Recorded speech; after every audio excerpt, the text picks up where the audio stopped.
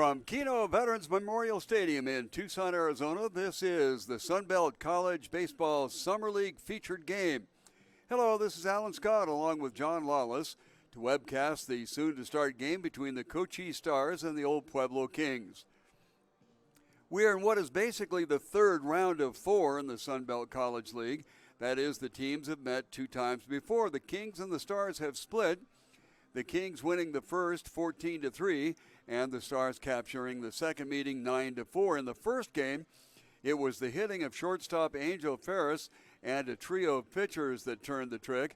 Ferris went 4 for 6 with 2 RBIs and a stolen base, while Troy Gutbud, Austin Komenik, and Carlos Lopez combined to hold the Stars to 3 runs on 9 scattered hits. In the second meeting, it was the Cochise Stars getting busy the last 3 innings to score 8 runs with key hits by Andre Green, Derek Cavallo, and Gilbert Valenzuela. They picked up the 10-4 win on the strength of that. Eli Madrid pitched a shutout over those last 3 innings to get the save. There's one other game in the Sunbelt schedule tonight, and that is Team Tucson trying to stay in the playoff picture, going against the second-place BNL Rockets. Now, we'll keep you posted on the progress of that game being played in one of the south fields here at Kino Sports Complex. Right now, our national anthem.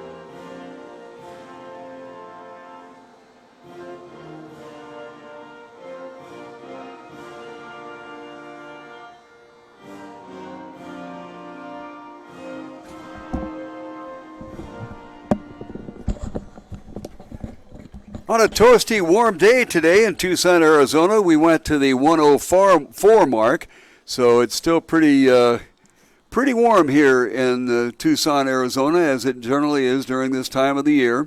And we'll check and see what the current temperature was. It bounced all the way up to 106. Anyway, there were no games scheduled on Wednesdays, but in a minute or two, I'll check out Tuesday's scores, look at the current standings, and get tonight's game started. But first, I'd like to ask you to hear about the Sunbelt College Baseball League sponsors and ask you to support them as they support us. We encourage you to do business with these sponsors, but even if you don't, please at least let them know that you appreciate their support of the Sunbelt College Baseball and this webcast of the games. Tonight's game is being brought to you in part by Chewy's Mesquite Broiler at 22nd and Calm, Elite Sporting Goods, Pima County's Kino Sports Complex, O'Reilly Chevrolet, Casal Fire Protection Company, Stop and Go Driving School, Goliath Auto Sales, the Rincon Financial Group, Jimmy John's Restaurants, Best Western Tucson International Airport Hotel and Suites, and by Firestone Complete Auto Care. Just a quick note, if you'd like to see any of the games webcast this season, just go to YouTube, search the Alan Scott channel, that's ALLEN, and Scott with 2 T's, the Alan Scott channel. Click on the icon and scroll down to the game that you'd like to see.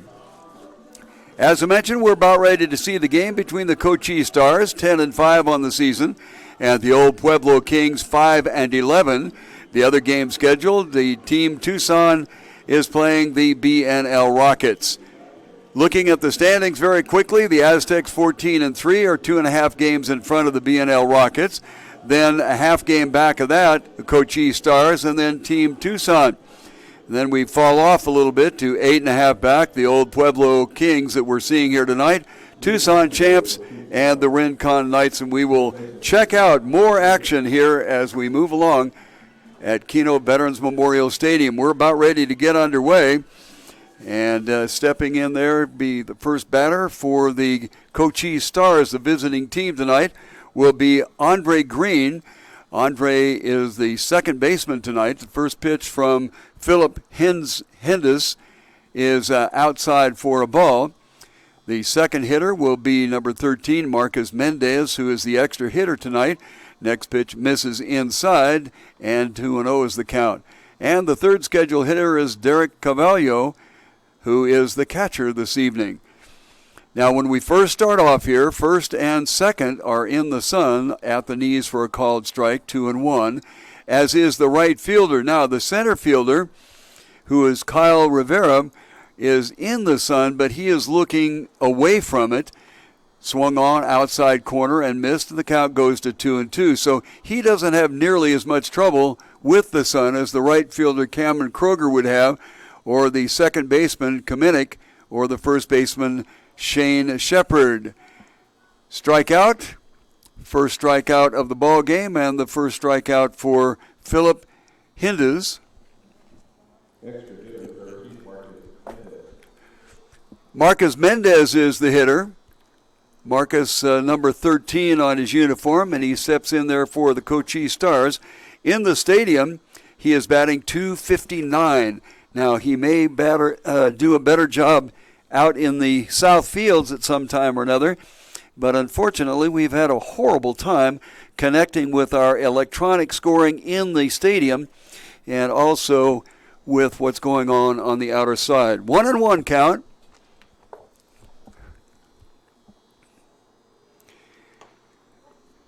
Just a bit outside. 2-1. Checking the defense for the Kings, it'll be Stewart at third, Ferris at short. Kaminick is at second. Inside pitch swung on and missed, and for the second batter in a row, we'll go to a 2-2 count. Shane Shepard is at first base. Keenan Graff behind the plate tonight. Check the outfield here in just a second with our 2-2 count on the way. Nice job by Graff to keep the ball in front of him. I realize that there's nobody on base and you really don't need to worry about it, but you certainly do not want to get your catcher in a bad habit of not moving his feet and keeping a ball out in front of him. 3-2, nobody on, one out here in the top of the first inning. This one bounced out to Ferris at short, slow roller. He comes up with it and throws to first base. The ball goes past the first baseman, Shepard, and backed up by the catcher, Graff. It was a tough play. I don't think as an official score that I would call that an error. And it appears that they're still deciding, so we'll wait a second and get the decision on it. They do chalk up an error. Boy, that is a tough error to take. Really, really hard to get the ball and charge it and even get the ball over to first base. So I think that I might have been courteous and given a hit there, but we won't second guess it anymore. The next batter is the catcher, Derek Cavallo. Pitch is high for a ball. And Hines, is that how we're pronouncing that? I don't know. Hines, the pitcher, has had a tough time getting the first pitch strike in. Cavallo batting .400 in his appearances here at Kino Veterans Memorial Stadium. And he takes one on the outside corner for a called strike.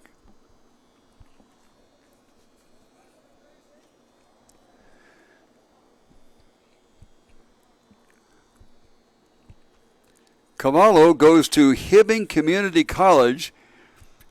This one hit right on a line to the shortstop, Ferris, and he picks the Mendez off of first base, and that is the third out, Mr. Shepard. All you need to do is to roll the ball back there. So a line out to the shortstop, and then a 6-3 out. And even though there was an error in there, it is a 3-up and 3-down inning and nothing at the top of the first inning. And the old Pueblo Kings will be up here in just a second. O'Reilly Chevrolet would like to let you know about their 95th anniversary tent sale. It is a sale and a half. It goes on the rest of the month here. And savings, oh sure, 20% off MSRP on the most popular cars, trucks, and SUVs on the lot. So the sale goes on the rest of the month. But to get the best selection, you maybe need to head over to 6160 East Broadway, O'Reilly Chevrolet. By the way, they are open tonight until midnight. So you have an opportunity to listen, watch the game, whatever, and then hustle on over and get yourself a great car deal at O'Reilly Chevrolet, 6160 East Broadway. O'Reilly Chevrolet, the good folks that know how to provide the best in sales and service.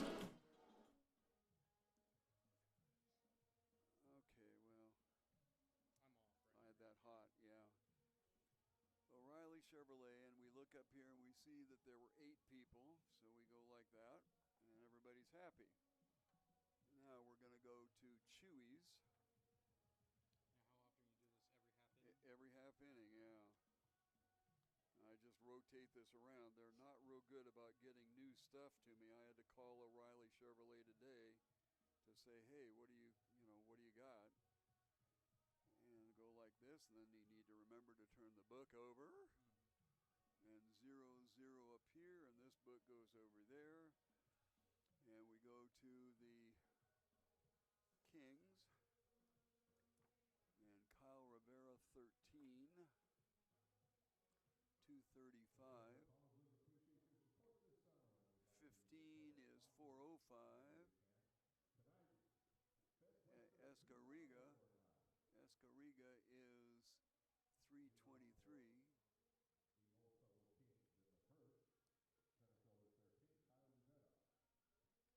Okay, going to the bottom of the first inning with nothing across in the top of the first, and it'll be the old Pueblo Kings, 5-11 on the season, currently in 5th place in the Sun Belt League. They won last night, or actually Tuesday, so they've won 1 in a row. Kyle Rivera, the center fielder, will step in first. He'll be followed by Angel Ferris and Joseph Escariga. Big swing and a miss, 1 ball and 1 strike. Rivera, in his stadium appearances, is batting .235, and then we'll go to Ferris at .405 and Escariga at .323. Called strike, 1 ball and 2 strikes. Escariga going to Adams State University. This one fouled off. Adams State University is in Alamogordo, Colorado. And Rivera is a 2016 graduate of Tucson High School. To the plate, down and away for a ball. So it seems like we're going to go 2-2 counts all night long here, I guess. Sherrick Sanborn is the pitcher. Swung on and missed, and he replicates what happened in the top of the first with a strikeout. First batter, what the heck. Angel Ferris doing a fine job at shortstop for the Kings this year, without regard to the fact that they are kind of on the short end of things in the league standings here.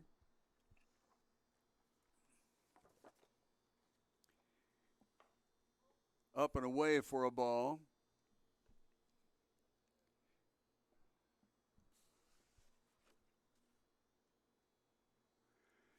As I mentioned, Angel stepping in there batting .405, looks at the next pitch also off the plate, 2-0. He is 15 for 37 in his appearances here in the stadium. 1 for 4 in the last time these two. This one lifted down to right field and will fall in front of the right fielder, Hahn. Perfect example of hitting them where they ain't. Looks like a line drive on the box score. That'll bring up Escariga, who has been playing a lot of third base in his appearances in the stadium, but tonight he is the extra hitter. So we have 1 out and a runner on. And if they're going to do exactly what happened in the top of the inning, there's going to be a line out to the shortstop, and the runner's going to be doubled off. At the set, off the end of the bat, scattered the dugout on the right side there. Cochise Stars had to bounce around a little bit. Fortunately, there's a screen in front of the dugout there. So the count is 0-1. Boy, last night they just cleared the screen and it rattled off the back wall on the visitors' side. Fortunately, nobody was injured. Inside for a ball. Kind of danced out of the way. You know, you always have that thought as a batter of, well, that's an off-speed pitch, just let it hit me. But if you don't make an effort to get out of the way, you get an owie and you don't get first base. 1-1 count. Watch the runner at first not going. Swung on a late swing and a miss 1-2.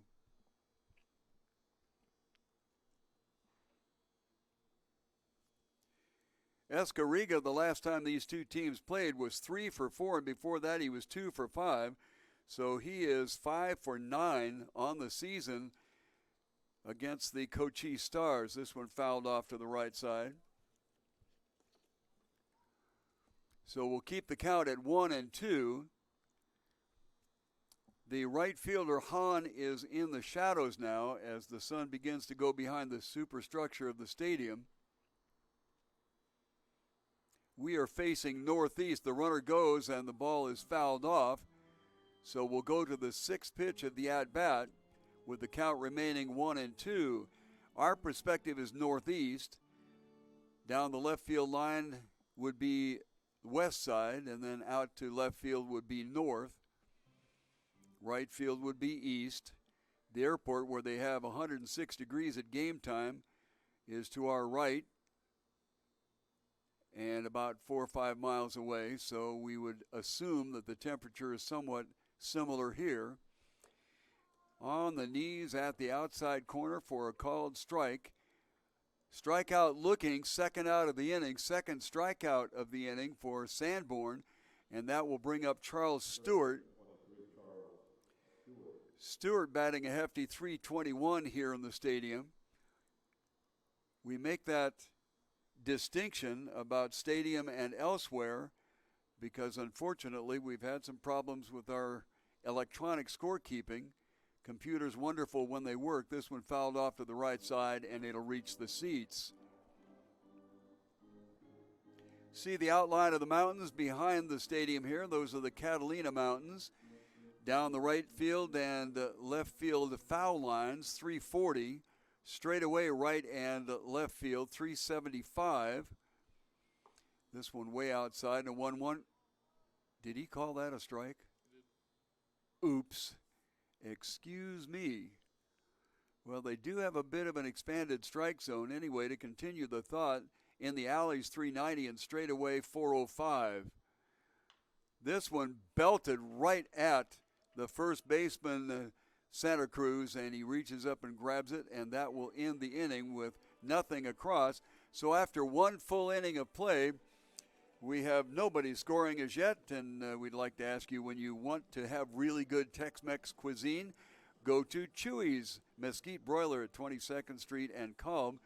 Chuy's knows what Southwestern tastes are all about, and they are there to satisfy. Chuy's at 22nd Street is open until 10 o'clock on weeknights and Sundays, until 11 on Fridays, and until midnight on Saturdays. Enjoy the food, decor, and drinks at Chuy's at East 22nd Street and Kalb. Excuse me. Victoria's watching the game. Yeah? She said that she had the volume all the way turned up, and it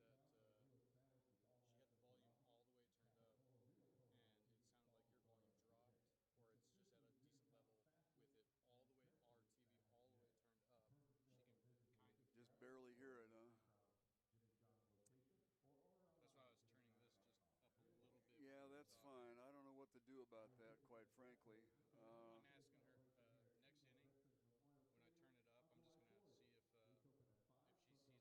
I'm just gonna see if she sees a noticeable difference. Well, okay, 0-0. You know, that's something that Piper has never reported to me. She listens to the doggone thing. It would be nice to know that stuff.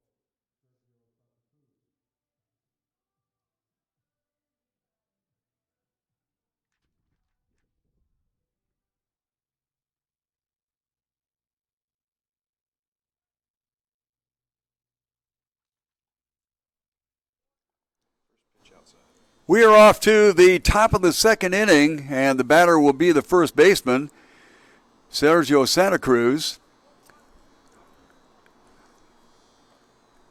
2-0 count to Sergio.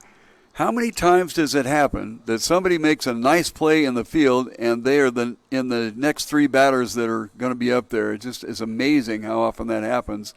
Now, I don't know if that's like an emergency room where every time they're having a crazy time, they look up and see that it's a full moon.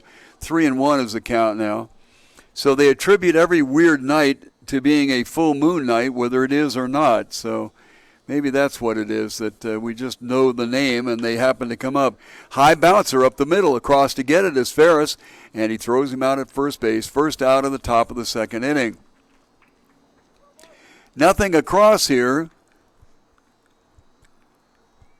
Hines coming in with 14 pitches out of the first inning. Got one strikeout there, didn't give up any hits. One runner did get on an error. Robert Valenzuela will be the hitter. His stadium appearances have him with a batting average of .227. Robert is playing center field tonight. Inside for a ball. And to this point, Hines has faced 5 hitters, and out of the 5 that he's faced, he has not gotten a first pitch strike over. This one wrapped out to Ferris at short. Gobbles it up and throws a little bit high to first base, and just barely, Shepard gets up and gets it, and then I think his back heel came down and got the bag, or he swiped and got the runner as they went by. But howsoever, it was an out recorded at first base, and that will bring up Sean Hahn. Sean batting .375 here in his stadium appearances. Has played a nice right field with some consistency. First pitch, big swing, and that's the first pitch strike that has occurred here for the Cochise Stars. Check that for the old Pueblo Kings on the mound. 0-1, floats one way high, considerably out of the strike zone. We'll set the outfield for you here in just a second. Another pitch on that outside corner, waved at and missed by Sean. And left field is Julian Garu-Harvey. Center field is Kyle Rivera, and right field is Cameron Kroger.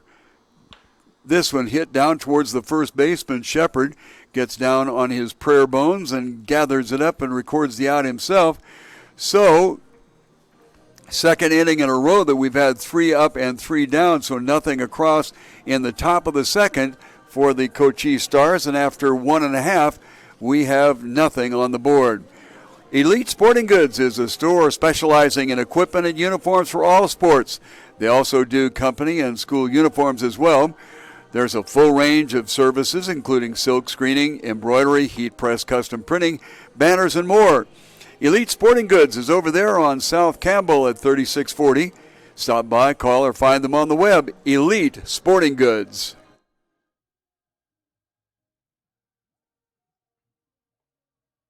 With the thing up that much, is it giving her distortion? Really? It's interesting. Okay, so we'll go there and we'll flip it. Let's see, 1, 2, 3, 4, 5, 6, 7, 8, 9, 10, 11 for 25, and a no hitter so far. Ooh.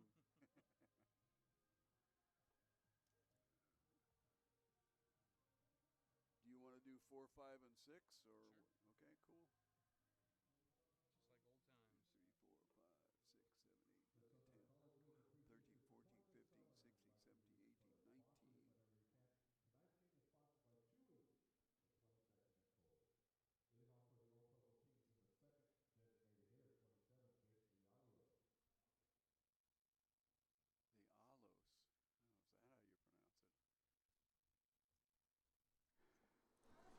So bottom of the second with nobody on base to speak of, although they had runners on both sides, but didn't get any farther than first base.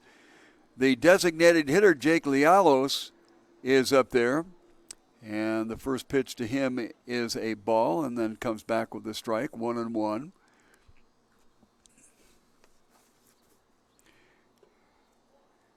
Jake has been behind the plate on occasion.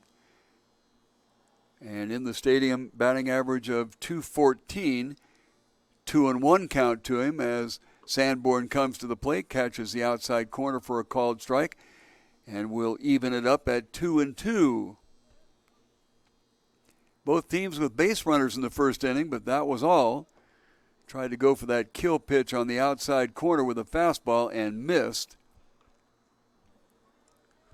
Cameron Kruger is on deck, and Julian Guru Harvey will be the third scheduled hitter this inning. Big swing and a miss, a strikeout. And that is now the third strikeout for Sanborn. He got one swinging and one looking in the first inning, this one swinging.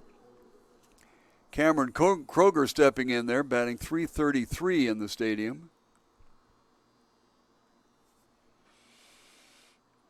Off-speed pitch wriggles its way right in there, and a called strike.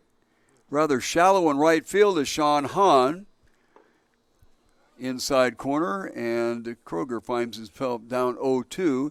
Robert Valenzuela playing relatively deep in center, as is Durazo in left. This one a big league pop-up. I don't know that it's going to make the screen. Back to get it is Cavallo, and he gathers it in. So that will be a pop out to the catcher in the second out of the inning. We're in the bottom of the second. None of the fielders now are bothered by the sun, as the sun has gone behind the superstructure of the left side stands. Wind is still relatively brisk, but it's going in its normal left corner to right corner direction, so that's not going to aid anybody in any particular way. Guru Harvey stepping in there and looks at a ball that was just a little outside.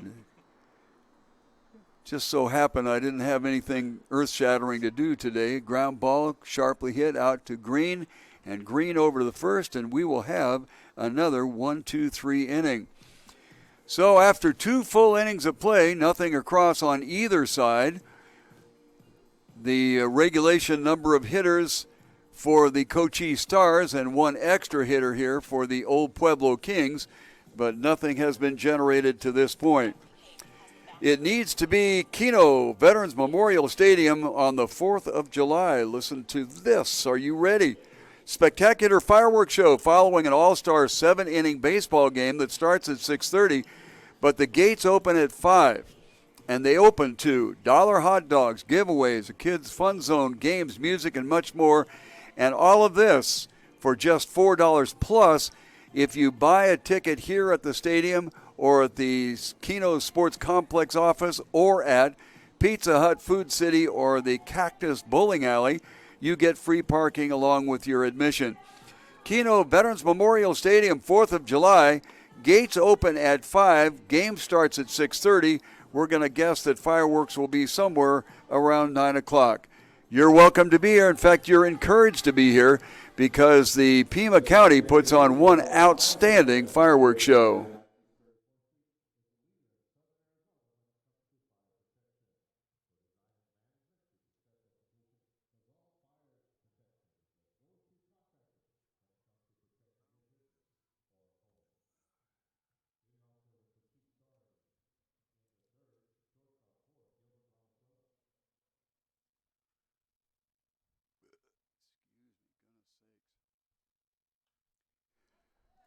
First pitch swung on and hit into the foul territory along the right field side.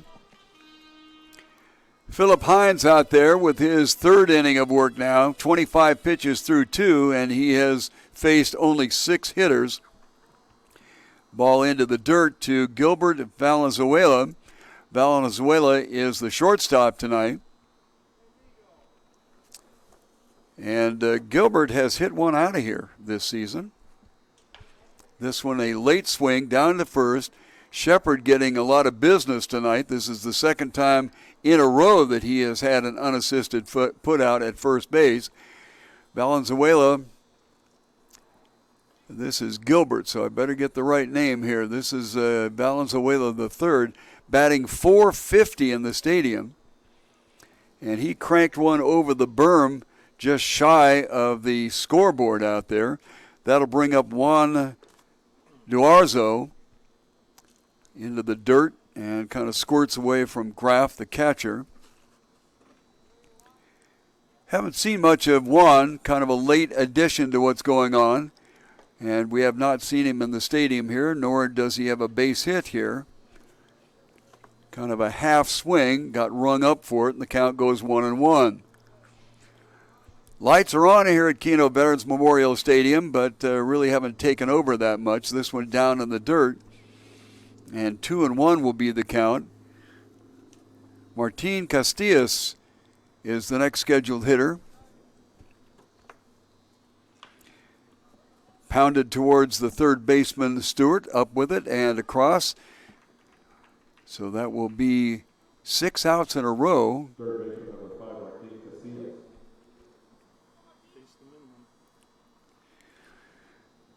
He's faced the minimum only because there was a line out to the shortstop, Ferris, in the first inning. And then the runner at first ventured a little bit too far off without letting the ball go through. And he was doubled off. So this is now the 9th hitter that Hines has faced. Big swing and a miss on a pitch that looked like he might have pulled the chain just a little bit.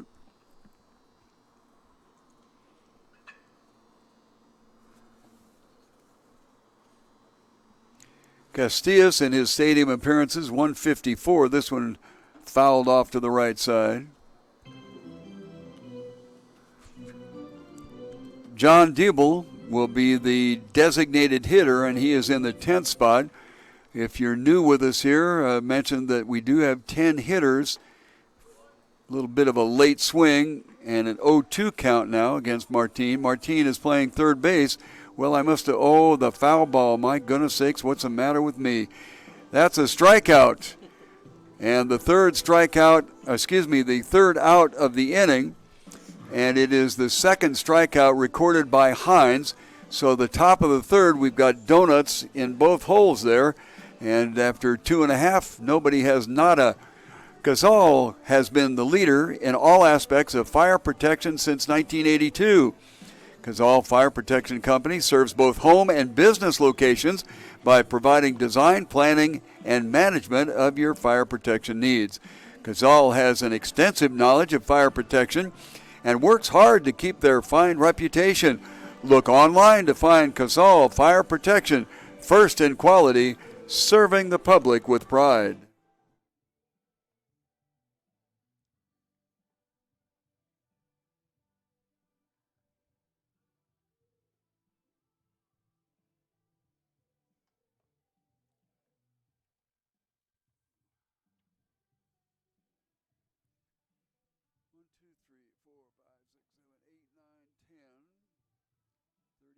Pitches and no hits through 3 innings. That's okay.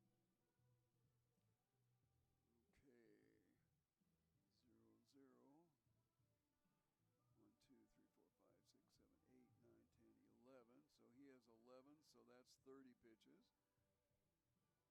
1 hit. My. I guess. I'm okay with that. I love this type of game. Yeah. Well, all I really want is not to have errors. My God, I had 17 errors between 2 teams one time, and it just, I'm sitting there going, come on, people.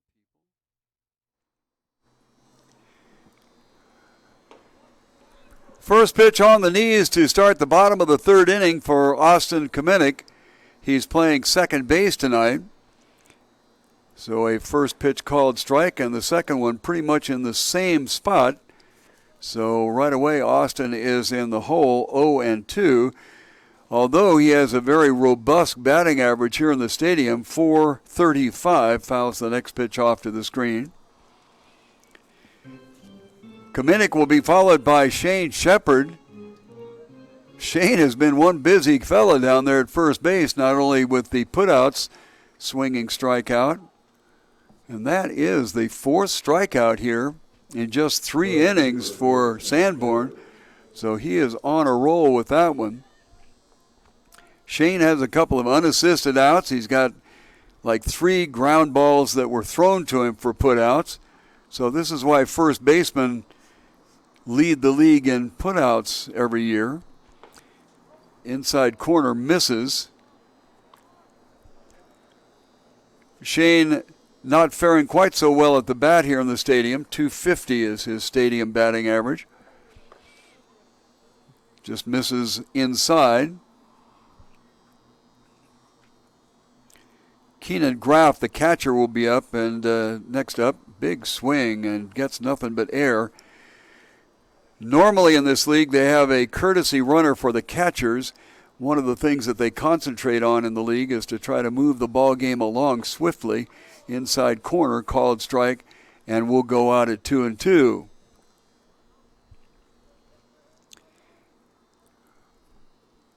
Two pitch down low, 3-2. Center fielder Valenzuela a few steps to the right of center field. Deep in left field is Durazo, and the next pitch is fouled off down the left field line into the mezzanine. It's only the second full count Sanborn's had. Only the second time that Sanborn has been to a full count. Has 3 strikeouts. Inside corner, called strike out. Strikeout number 5. My gracious sakes, we're seeing a pitcher's battle tonight. Keenan Graff, the catcher, will step in there now. We're in the bottom of the 3rd inning, and with the exception of a base hit, second batter up, that quite frankly was kind of a fluke hit into the right, just over the first baseman's head. Big swing by Keenan, and comes up with nothing. Keenan has yet to get a base hit here in the stadium. That doesn't mean he's not batting 9,000 out in the south fields. I've explained several times that we've just had a horrible time with our electronic scoring at the sites. Outside corner for a called strikeout, and that is 3 up and 3 down, and struck out the side there, and that equals the 6th strikeout in just these 3 innings of work. You know, the top Tucson driving school is Stop and Go Driving School. Learning to drive is not just something that you do to pass your test and get your license. You do it to make sure that you're safe on the road. Hundreds of thousands of automobile accidents happen every year, many of them fatal. With the Stop and Go Driving School expert teachers, you'll be best placed to keep yourself safe. Certified driver's education courses are available at Stop and Go Driving School.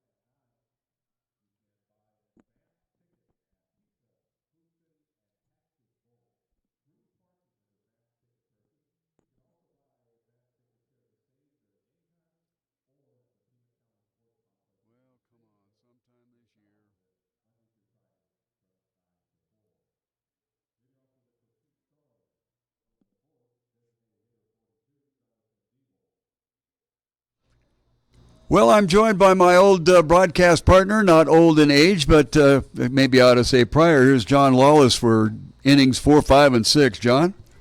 Thank you very much, Alan. As we see the first strike coming from Philip Hines to Jonathan Diebel, designated hitter for the Cochise Stars. Second pitch inside for ball 1, evening out the count. Seems like Hines has had a hard time finding that first pitch strike. Behind in this count, 2-1 now, as he's only thrown a first pitch strike to 3 batters so far tonight. Infield, second and short, their heels on the grass. 2-2 now the count after a swinging strike from Diebel. Got a slight breeze going from left to right in the stadium right now. That one grounded slightly down the third base line to Charles Stewart, but hits foul territory. So sixth pitch coming this way. Top of the lineup, Andre Green in the warming up right now, as that one gets away from catcher Keenan Graff inside.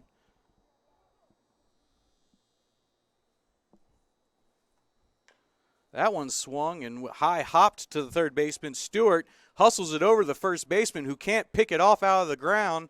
That one ends up in the stands, though, so Diebel's going to take his extra base and end up on second, the farthest anybody's gotten so far tonight. Check out the miles on his Chevrolegs. That's going to end up being an error on the third baseman, as the throw to the first baseman ended up about a foot short and just couldn't pick it out of the ground. Andre hitting .235. Andre Green at bat right now, hitting .235 in the stadium.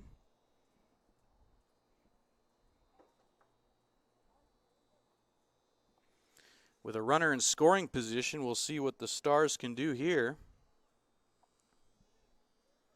First pitch delivered. That one's in the dirt. Ball one. No attempt from Diebel out there at second.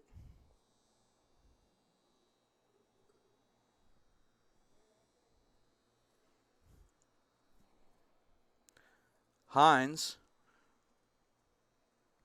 gets the signal. Oh, no, shakes him off. Shakes him off again. Gets the signal he wants. Gets set. Peeks over at Diebel at second. Fires one in. That one tried to lay down a bunt, Green did. Didn't work out in his favor. Ends up strike one. As he fouled that one down the first base line to the ever-busy Shane Shepard tonight.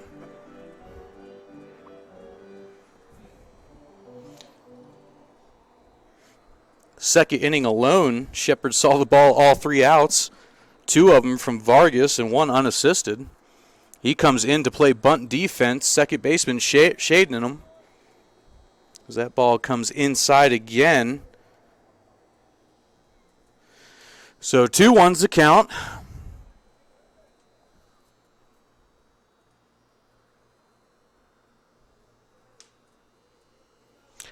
It's definitely starting to cool off a little bit now.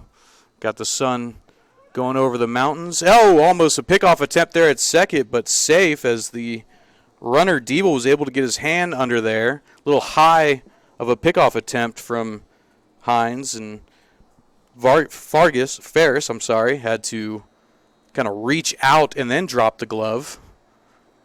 Kind of want pinpoint accuracy for an effective pickoff play. Fourth pitch, another bunt attempt, fouled off underneath the batter's feet, Andre Green. So he's looking at 2-2's the count. 99 degrees, so we have reached double-digit weather here in Tucson, Arizona, meaning it's another beautiful night.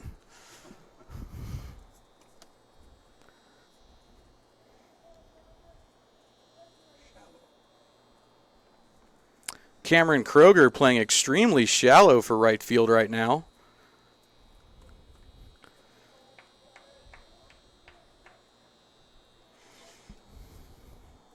You would assume with two strikes that the bunt is not going to be at play here. Swing away would be the immediate call from most managers. We'll see what happens here with the leadoff batter.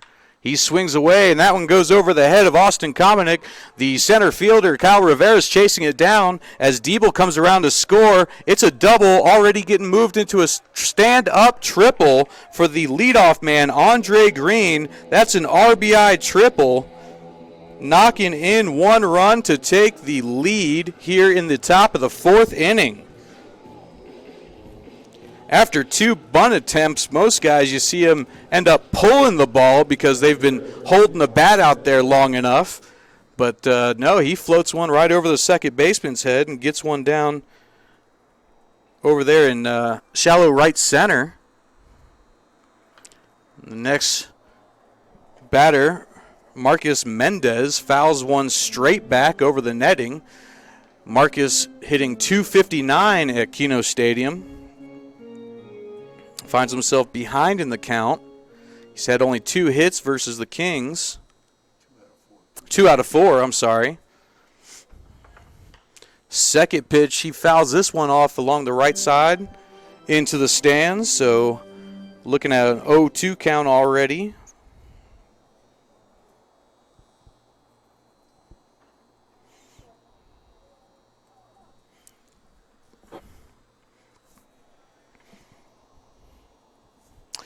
Hines already sitting at 50th pitch of the night right there, getting fouled off the right side again. This one reaching probably about the 320 marker as the right fielder, Cameron Kroger, shades it over there. But he sets himself back into a default position. With a runner on third, it seems like everybody's kind of in a standard position. Third baseman kind of close to the bag just in case a pickoff attempt comes. That one swung in inside ball. And there we go. Angel Ferris making a catch out there at shallow left center field. Hustling one down, but as he chucks one in, it will be an RBI for Marcus Mendez, as Andre Green was able to just jog himself in there after the catch. And that brings to bat Derek Cavillo, who hit into a double play back in the first inning.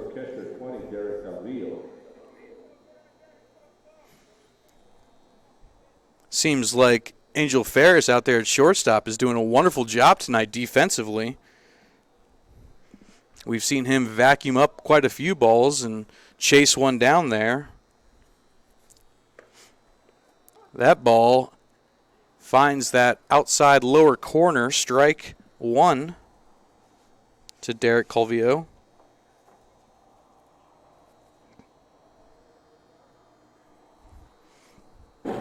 So Hines finds himself with 2 earned runs. I'm sorry, 1 earned run. The other one was unearned. As that one gets past pitcher, Ferris whips it over to the first baseman, but not in time as Derek finds himself on first base after the dribbler gets past the mound.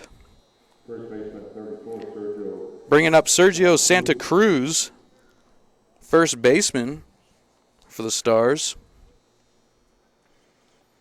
Ferris so far has had 5 regular plays and 1 incredible catch out in shallow right. Definitely error-free on the evening, I'd say, with his hustle plays. Swinging strike on an outside corner pitch there.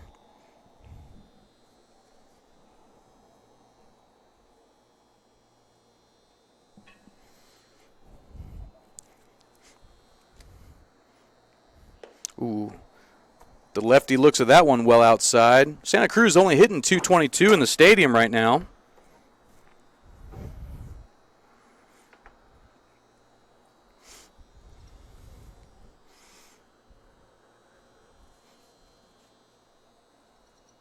Third pitch in, swinging. That one's going to find itself on the grass.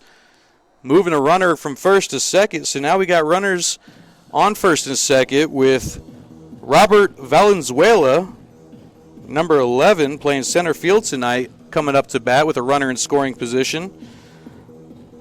Back in the second inning, he was one of the victims of Ferris's beautiful in-play work, as the shortstop was able to scoop one up for his second of back-to-back plays over to the first baseman. We'll see what he does here with runners on base. Hines throws one inside. The catcher, Graff, tries to pick off the runner at third, and does. That's how you erase a runner in scoring position with great defensive play. Keegan Graff, arm strength from his knees, didn't pop back up or anything. Got to have good vision when looking over there. Right. Runner's still at first base. They didn't try the double steal there. You know, it seems that Santa Cruz is one of the bigger first basemen in the league, I'm thinking. And a lot of guys like that don't have the immediate speed that you're looking for double steal. However, with the lead runner going from second to third, you would think he would have the extra second or so to get a step on the play. So 2 pitches in, 2 strikes. 0-2's the count.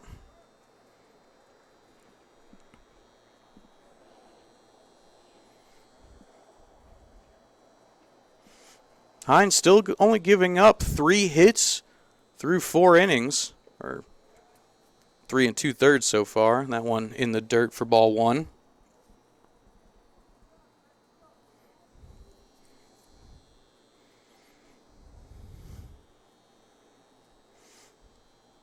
No real lead over there at first, so nothing to worry about. 4th pitch, wide right. Evening out the count at 2-2 with 2 outs. That's deuces wild.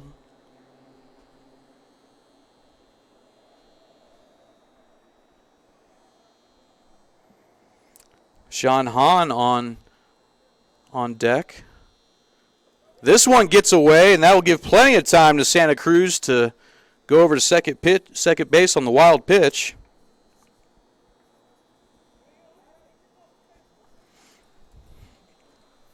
Looks like Graf's going to take a moment. 2's going to talk to 1 for a moment. Full count, 3-2, 2 outs.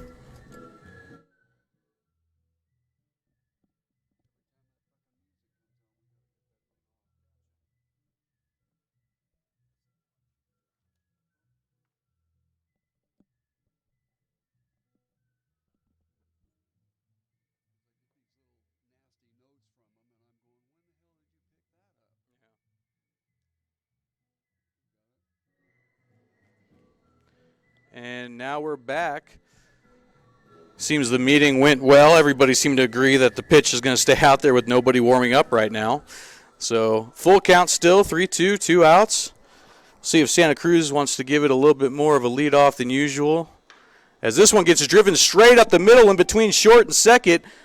Santa Cruz does not have the wheels to score on the play. I tell you, most guys probably would have, as the center fielder, Kyle Rivera, was definitely only about 10 feet from his normal spot and could have fired one in, but you would have had to have a pretty accurate arm to try and get a play at the plate. So now we got runners at the corner, first and second.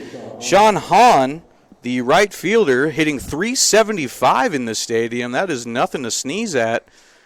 And with 2 outs and Philip Hines sitting at 62 pitches so far and not quite through 4 innings.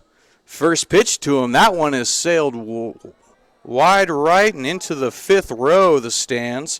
So strike 1.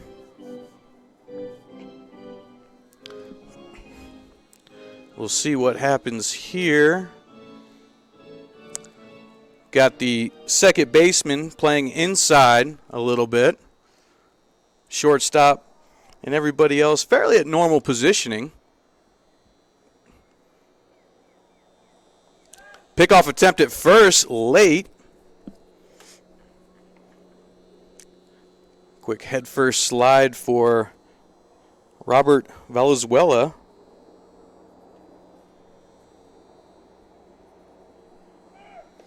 This pitch, a little pitch out attempt to see if the catcher Graf can test his arm again against one of these runners, but no need there.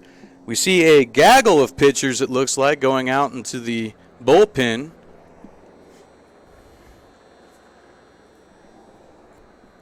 Third pitch, bunt attempt. That one gets fouled off underneath Blue. So 1-2 now the count with 2 away.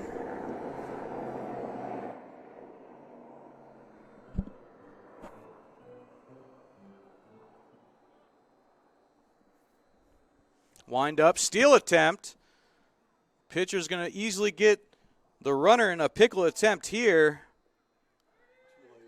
Too late, and that looks like that ball got away from the catcher as the second baseman, Austin Komenick, who should have just stuck with the play and ran the runner at first base, Valenzuela, down, instead hesitated and looked over at Santa Cruz as he was shading a little bit, coming from third, and just crept his way all the way over there. There's a point of no return where you just have to commit to one or the other. You can't kind of second guess yourself because you find yourself now 3 runs back. Big swing there from Sean Hahn is going to end the inning, but damage is done. 3 runs cross the plate here in the top of the 4th.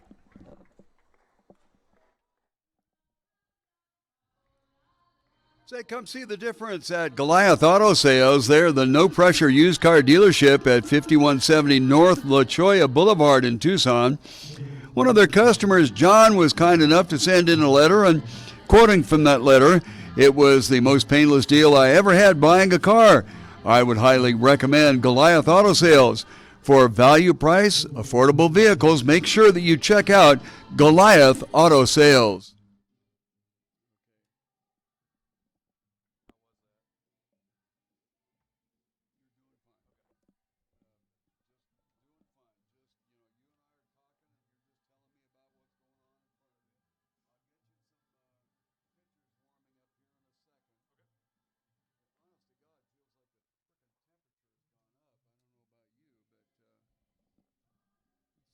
Says here.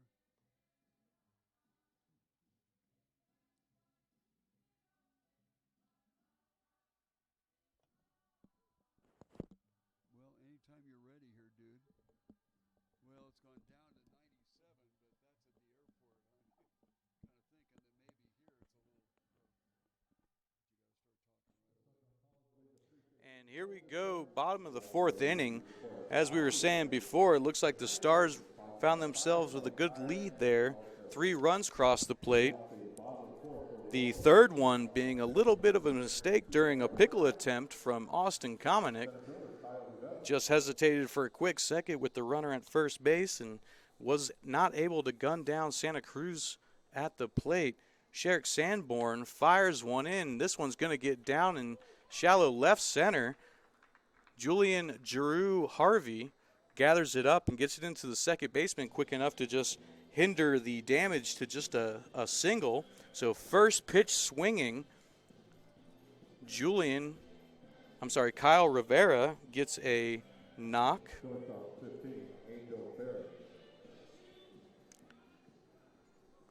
Angel Fair's coming up to bat, hitting .405. Shortstop we've seen make several amazing plays tonight.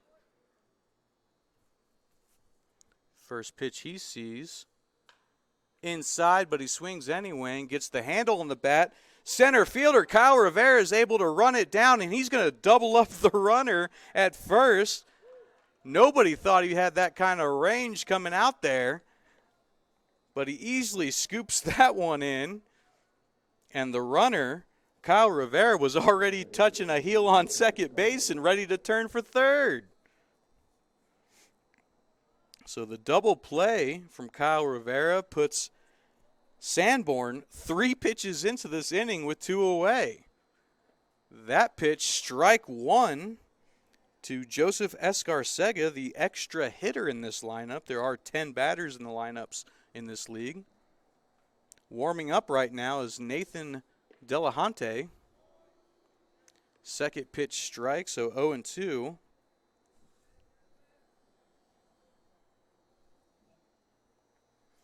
Tell you the key to Sanborn tonight, and that's going to be a third pitch strikeout for Sanborn, his 7th of the 9th, and he's done an excellent job on the mound. Rincon Financial Group is a Tucson organization that understands the individual and what they face and how they face those challenges as they prepare for retirement. The Rincon Group is standing by to take the mystery out of preparing for today and tomorrow. What goal do you have?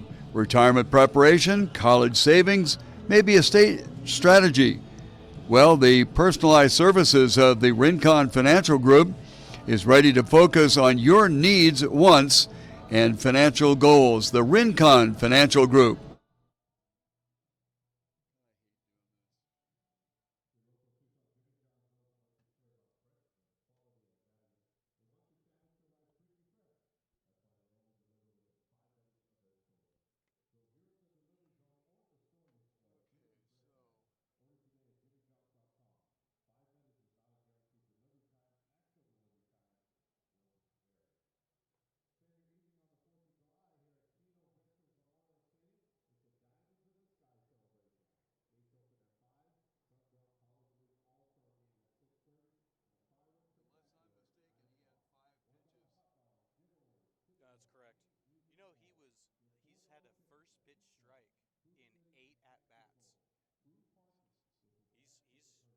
feeling it tonight.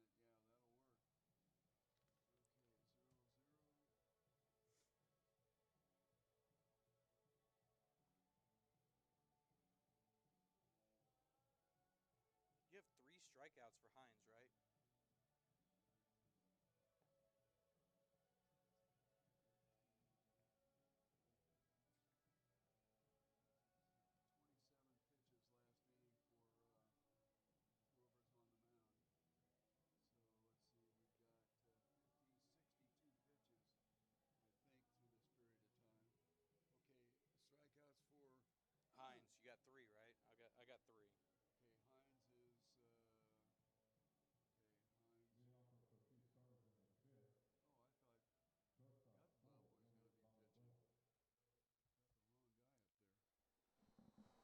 Top of the 5th inning, 3-0's the 3-0's the score. I'm sorry.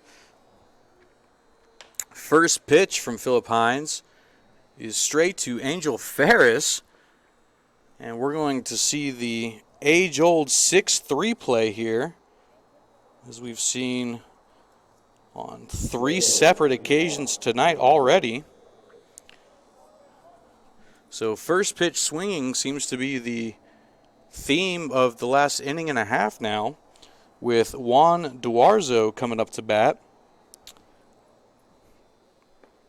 And this pitch swinging, but no contact made, strike 1. So ahead in the count, Philip Hines finds himself.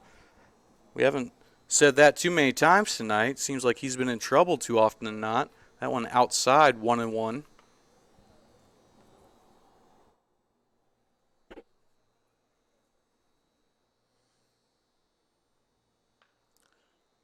That one fouled straight back, so it usually means the timing's right. Just need to get the angle down. 1-2, 1 away.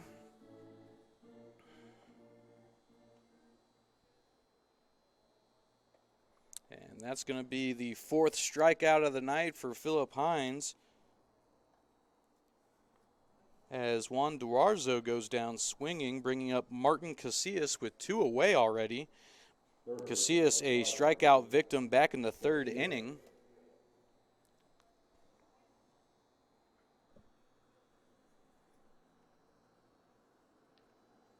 The wind has definitely died down just a little bit. That one bounces in front of the plate.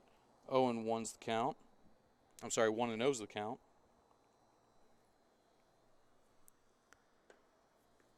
Big hack at that one. No contact made. 1-1.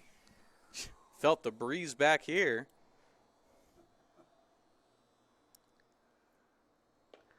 That one well outside. 2-1. This catcher, Keegan Graff, has that wide leg stance that he likes to utilize, where he gets the leg right behind the batter. 3-1 now. And you would think that that would usually interrupt your response to things, but we saw Graff just last inning gun down a runner at third base. 3-2 now after that swinging high fastball. So as long as you got the arm, I guess you can position your legs however you want. This one hit inside off the handle, it looked like. Austin Komenick was not able to make the leaping grab. Cameron Kroger runs it down right there at the warning track, pitches it back into the cutoff man, who fumbles it. Stand-up triple for Martin Casillas. So a strikeout victim back in the 3rd, but he makes up for that by rounding the bases all the way to 3rd. And all of that started, John, when the second baseman, Komenick, had that ball go right off the very top of his glove and go all the way to the wall for a triple. And that's going to bring the designated hitter, Jonathan Diebel, to bat. Remember, Diebel was able to get to second base on the error earlier in the game. This one lifted high up. Kyle Rivera chasing it down and gets the 3rd out to finalize the top of the 5th inning. No damage done, so 3-0 stays the score.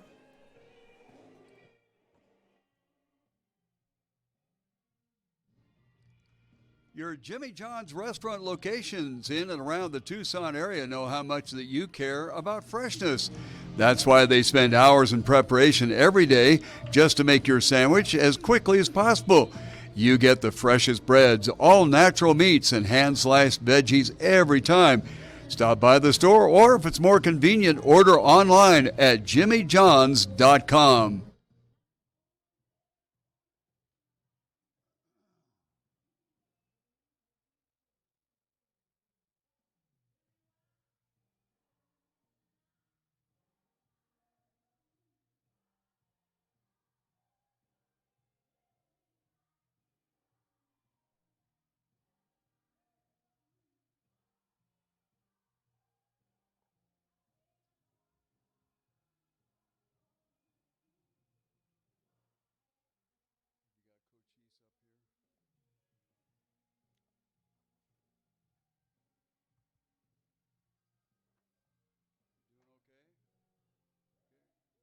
Calming down a little bit.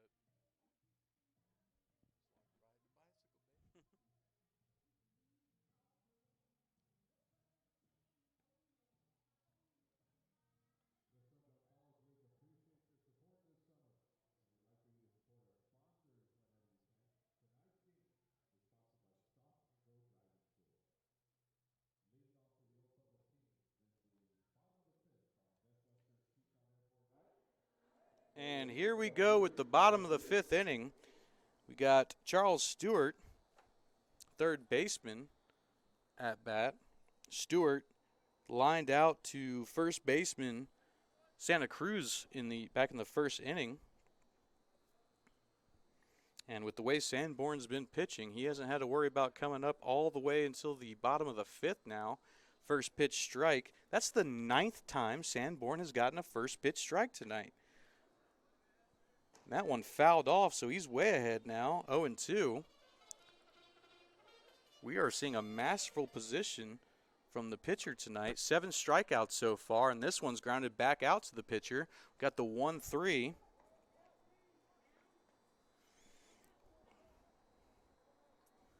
We've talked a lot about the work that Ferris has done tonight with the Kings, but for the Stars, it seems like Santa Cruz's name keeps coming up. But not too often is Sanborn. 7 strikeouts tonight. Only 2 base runners. Oh, there's a ball. Figures. As soon as you mention somebody's doing great with first pitch strikeouts, with only 49 pitches through 4 innings, this one lifted way high up in the air. Robert Valenzuela able to catch that one pretty cleanly. A little can of corn action.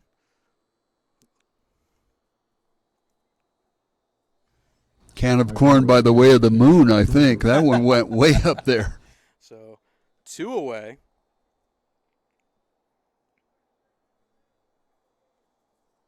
Cameron Kroger popped up to the catcher on 4 pitches earlier. First pitch swinging, gets that one to Martin Casillas, who guns. Oh, no, safe at first. Sergio Santa Cruz kind of had a little bobble of it. Went well over. So now we got the Kings with a base runner. It's going to be an error on third baseman. That is the second one of the night, but 1 per team for third baseman. We've had E5s on both sides now. Julian Giroux Harvey only saw 2 pitches back in the 2nd inning. We'll see what he could do with a runner on first, the lefty. First pitch outside, ball 1. So Julian, one of the rarities in this lineup so far, has been ahead in both matchups with Sanborn tonight. Earlier it was a quick line out to the second baseman. Second pitch, that one's a strike. That looked like it almost hit the same spot on that outside corner, but here we are with 2 different versions of the same pitch, 1-1.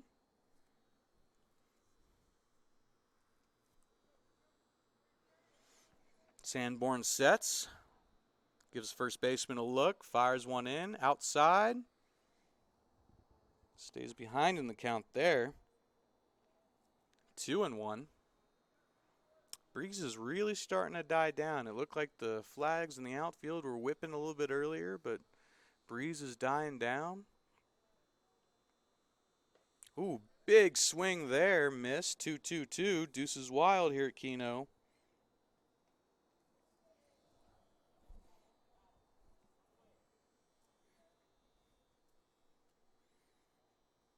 Drew Harvey only hitting .222 coming into tonight's game in this stadium.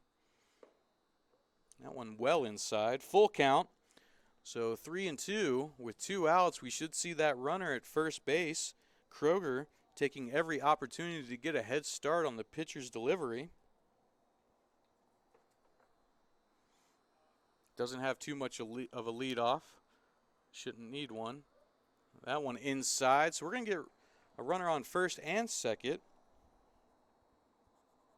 The first walk issued by Sanborn tonight.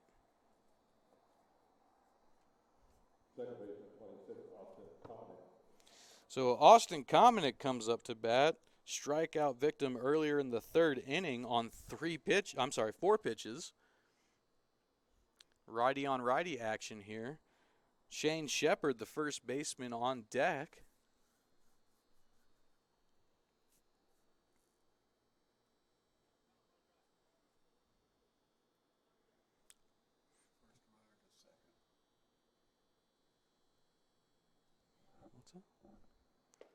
First pitch, low.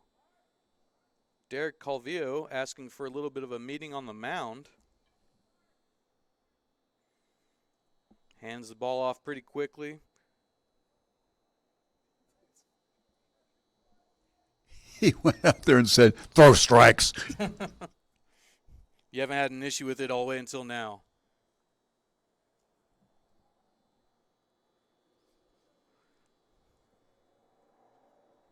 Long pause here in the action.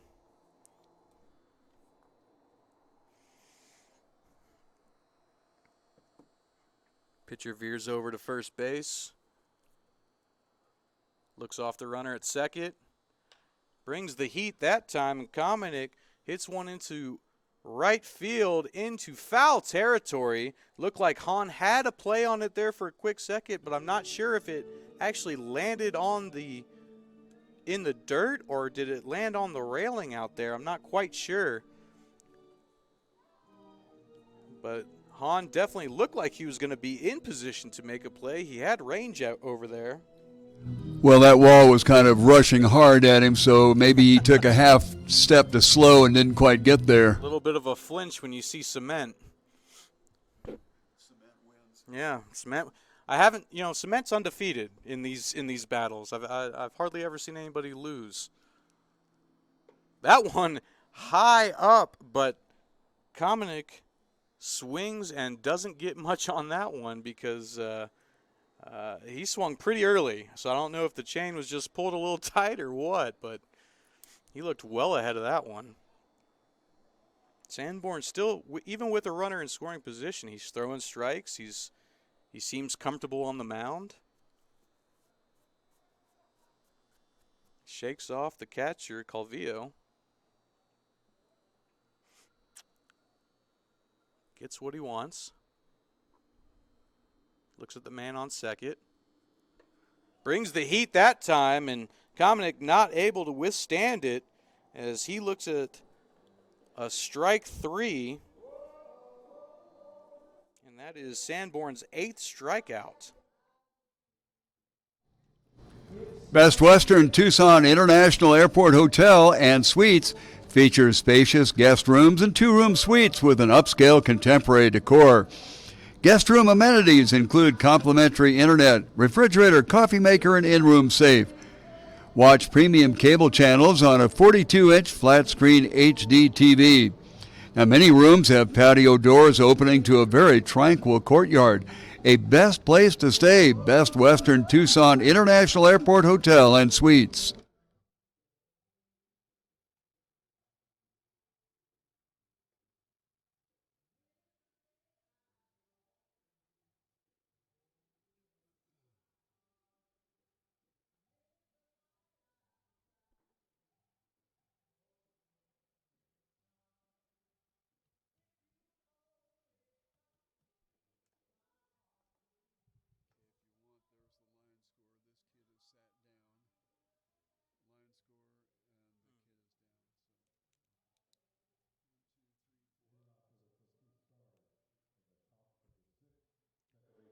So here we come into the top of the 6th inning. We have the top of the lineup, Andre Green of the Cochise Stars coming up to bat. Strikeout victim back in the first and came around to score on Marcus Mendez's pop-up back in the 4th inning as he dribbles this one back to pitcher and isn't able to get in first in time for a first pitch swinging out.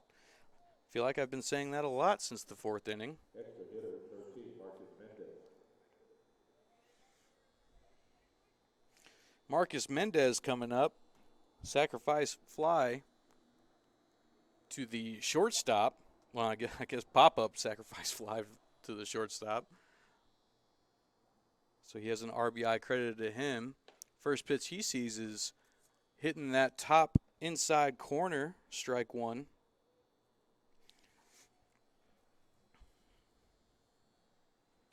Second pitch swinging. This is going to go into foul territory, but Shane Shepard is there to make the play. So 2 quick outs here in the top of the 6th inning. Derek Calvillo, catcher, at bat.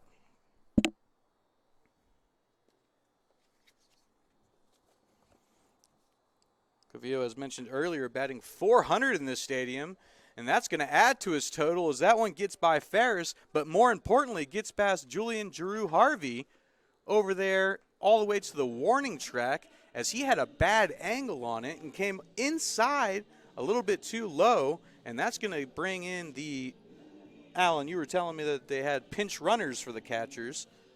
Yeah, they're very concerned in the league about moving things along, so they like to have the catchers ready to go so you don't have to wait a long time to get somebody out there. And that makes a lot of sense, especially in this situation with 2 outs. It takes a long time to get all that gear on. So now there's a runner on second base as Calvillo gets a double out of that all the way to the warning track, bringing a big lefty, the first baseman, Sergio Santa Cruz, and he swings another first pitch swing. And this one's just going to dribble down the first base line, and Shepard's going to pick that one up and just hand it off to pitcher Hines for the 3rd out in the inning. So a runner in scoring position, but to no avail, not able to get him past that second base hash mark, and we still have a score of 3-0. Firestone Complete Auto Care is your go-to tire store in the greater Tucson area. Find the right tires online or in the store. There are 5 locations. Pick the closest one to you, 2400 block of North First, 3501 East Broadway, 290 West Wetmore Road, 4800 block of East Sunrise, or 7950 East Speedway. Anywhere you go for Firestone Complete Auto Care, you will not be disappointed.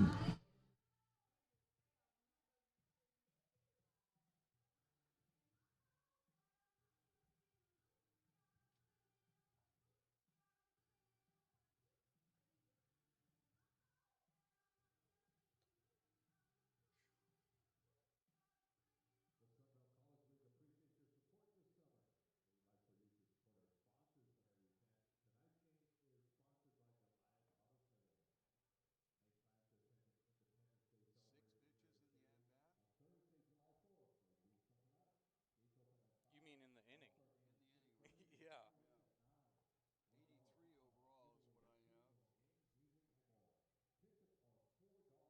I've got, is it 63 for Sanborn? Yeah. Okay.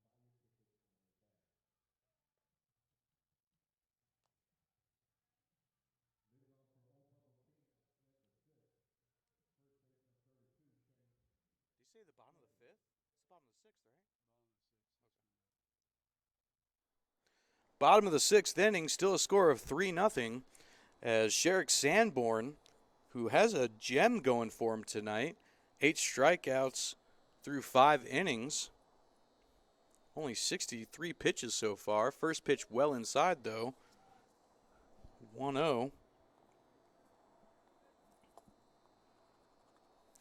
seen a lot of good defensive plays so far this evening, as that one's ridden high over the head of Robert Valenzuela.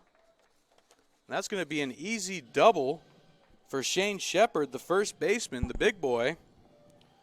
So even though he was a strikeout victim back in the third, his second attempt here ends up coming up big, being a runner in scoring position with no outs. Temperature here in Tucson really lends itself to fooling outfielders because it looked like Valenzuela had a beat on that, and that ball just kept rising and rising and rising. And with this slight breeze, it didn't really look like that was going to be what committed the error in judgment. So second batter here, Keegan Graff, the catcher. See what he can do with runner in scoring position. Tries to lay down a bunt, and the other catcher, Derek Calvillo, tries to make a play on the first baseman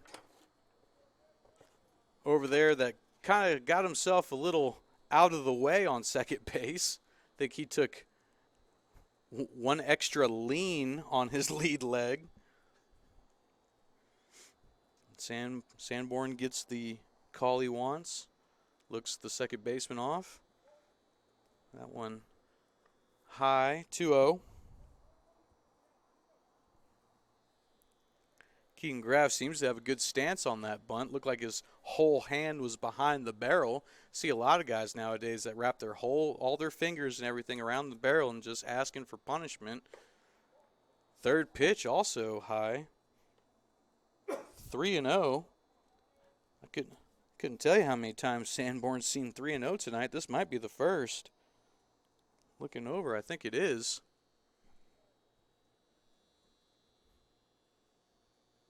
This is a big swing. Nobody gets that green light, but looks like. Well, they got the green light, but this is only the third time that Sanborn has gone to 3 balls.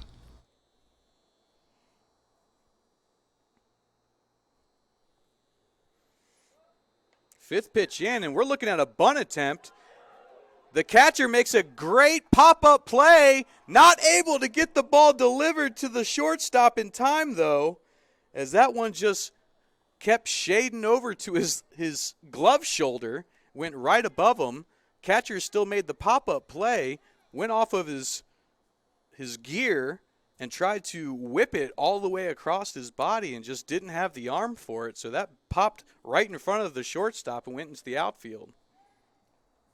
Well, Shane Shepard is going to get a courtesy runner here because as he scrambled to get back to second base on the absolutely brilliant play by Leos or Cavillo, he went down hard at second base, and he may have gotten the wind knocked out of him, but he's going to come back and sit down. They'll have a courtesy runner.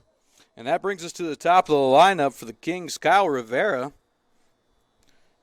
Rivera, strikeout victim back in the first and had a single in the fourth. With only one away, the Kings could still do damage here and get back in this ball game. First pitch he sees inside, ball one. Ball hit the dirt. Runner did not test Calvillo that time, though.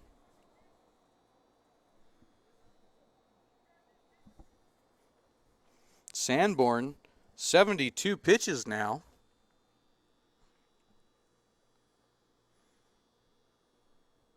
Looks off the runner. That one inside, dribbles right in front of the home plate. Calvillo makes the play to first and gets back into position quickly just in case the pinch runner that took over at second base wanted to round third, but no, he's going to stop there at the corner.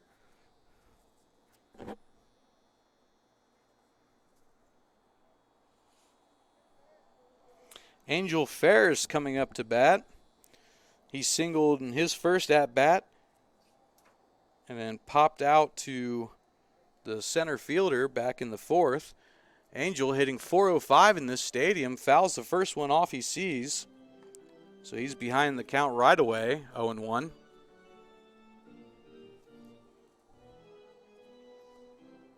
So far, this is the first inning without a strikeout for Sanborn. We'll see if he can change things here as that pitch is well outside, 1-1.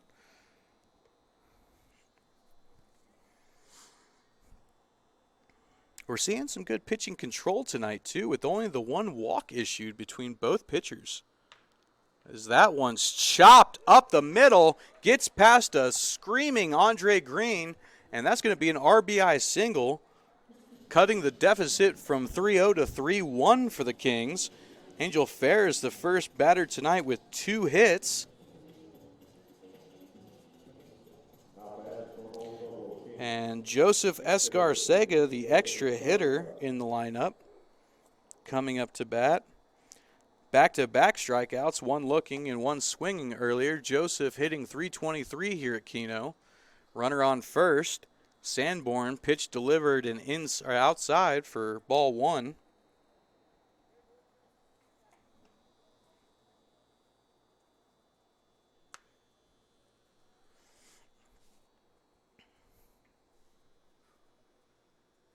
Pretty deep the outfield is playing right now, especially center and left, as a big cut at that ball. Maybe that's why.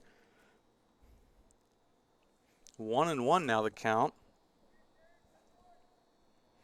Escarcega saw 6 pitches in the first, but only 3 in the fourth.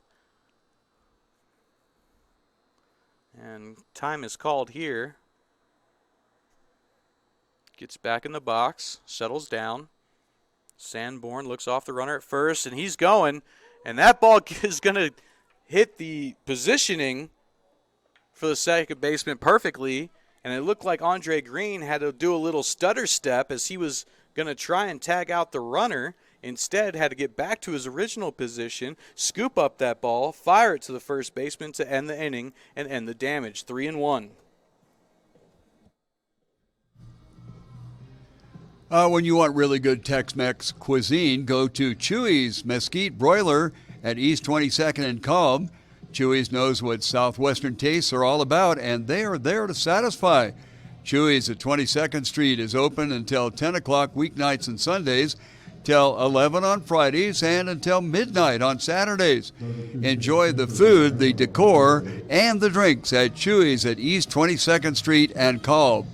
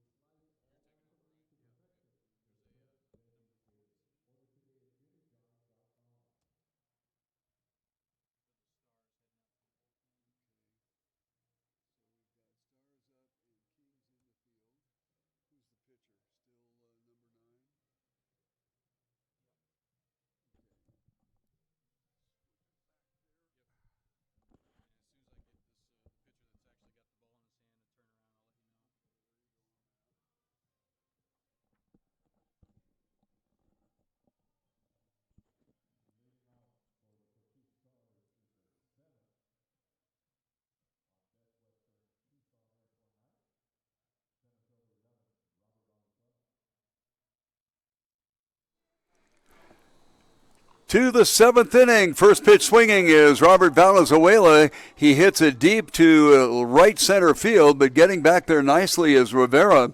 Went pretty good distance to be able to track that down, but the ball did hang up on him.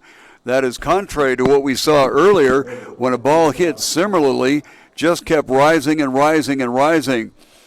The next hitter is the right fielder, Sean Hahn. We are in the top of the 7th inning. It is the Cochise Stars 3 and the Old Pueblo Kings 1. Sean grounded out to the first baseman Shepard in the 2nd inning and was one of the strikeout victims, 4 up to this point, and that happened in the 4th inning. First pitch to him is a ball. Philip Hines on the mound has 4 strikeouts to this point. Next pitch is also off the plate, and it's 2-0. We had nothing through the first 3 in the top of the 4th. It was the Cochise Stars striking for 3. This one ripped right back up through the middle, almost took Hines' ankle off, and it will be a base hit on a 2-0 pitch. And that will be the second base runner in a row, actually third base runner in the previous 3 innings. Prior to that, it was a 3-run inning in the 4th, and prior to that, it was absolutely nothing. So things on the second time around in the batting order are beginning to work a little bit. This is Gilbert Valenzuela. Nice job by Graff to get outside and knock down a ball and keep the runner at first base.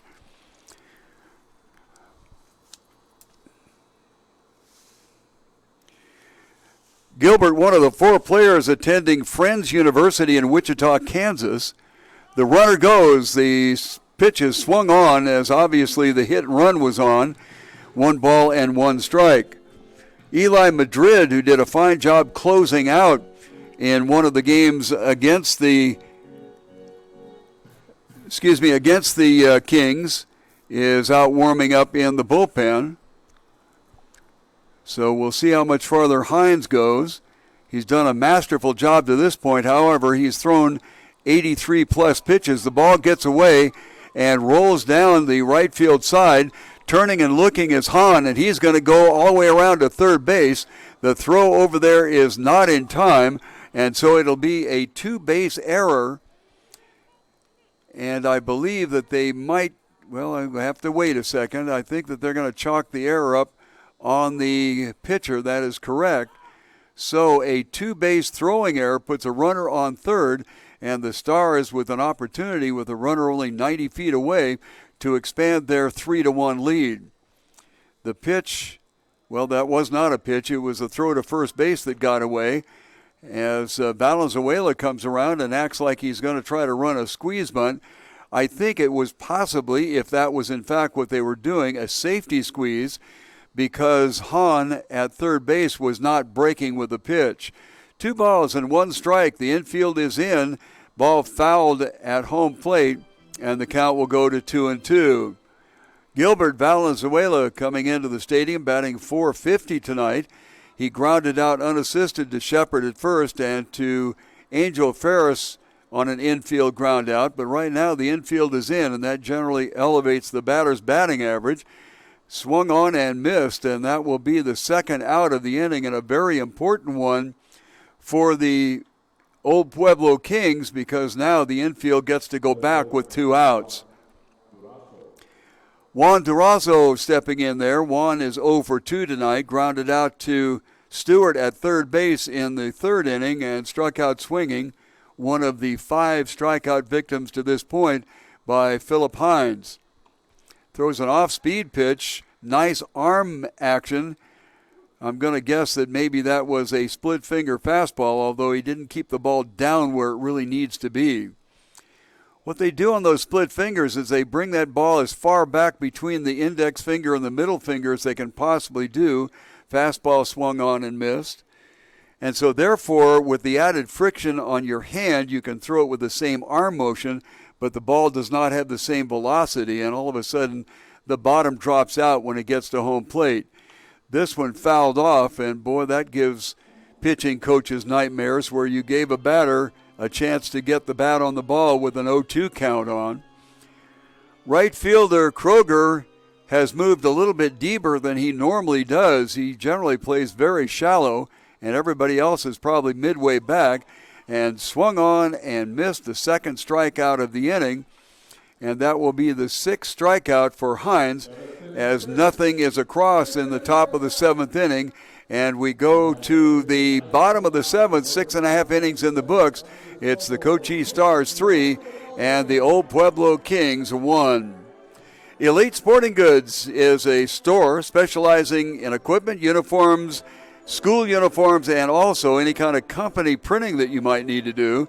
They have a full range of services, including silk screening, embroidery, heat press, custom printing, banners, and more. Elite Sporting Goods is over there on South Campbell. They're at 3640. Stop by, call, or find them on the web. That is Elite Sporting Goods.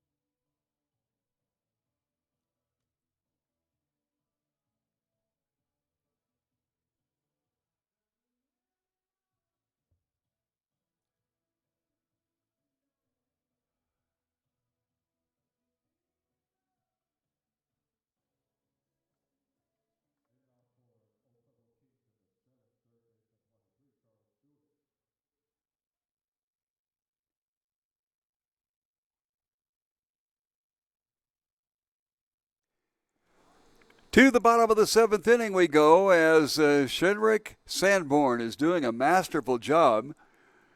He is up to 79 pitches over the 6 innings of work, and the first pitch to the leadoff hitter Charles Stewart, the third baseman, is a ball. This one wraps solidly past the shortstop Gilbert Valenzuela into left center field.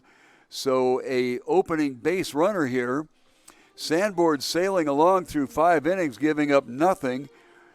That was only the 3rd hit, actually the 5th hit that he has given up here, because he gave up 2 last inning. So whether Sanborn is beginning to wear or what the deal is, they're going to come out and have a little visit with him here, as he was lights out through 5 innings, gave up a leadoff double in the 6th inning, a fantastic, spectacular play by Cavallo, the catcher, in grabbing a pop-up behind him, and that will be it for Sanborn. And apparently coming in will be Eli Madrid. He was the one that was out there warming up, but we'll have to check and make sure that it is in fact Eli. Eli went 3 innings the last time these two teams played and was lights out through those 3 innings and got the save in the Cochise Stars' victory in that ball game. Unfortunately, these uniforms do not have numbers on the front. I think I'm going to go down next year and put masking tape on each one of them on their tummies, so I can put a Post-it note down there. It is in fact Eli. Eli started off the season. He came in late. Started off the season with uniform number 99. Of course, that's made for somebody who is 6'8" and 340 pounds, and that certainly is not Eli. But Eli steps in there. He has the uniform number 24 now. Eli Madrid.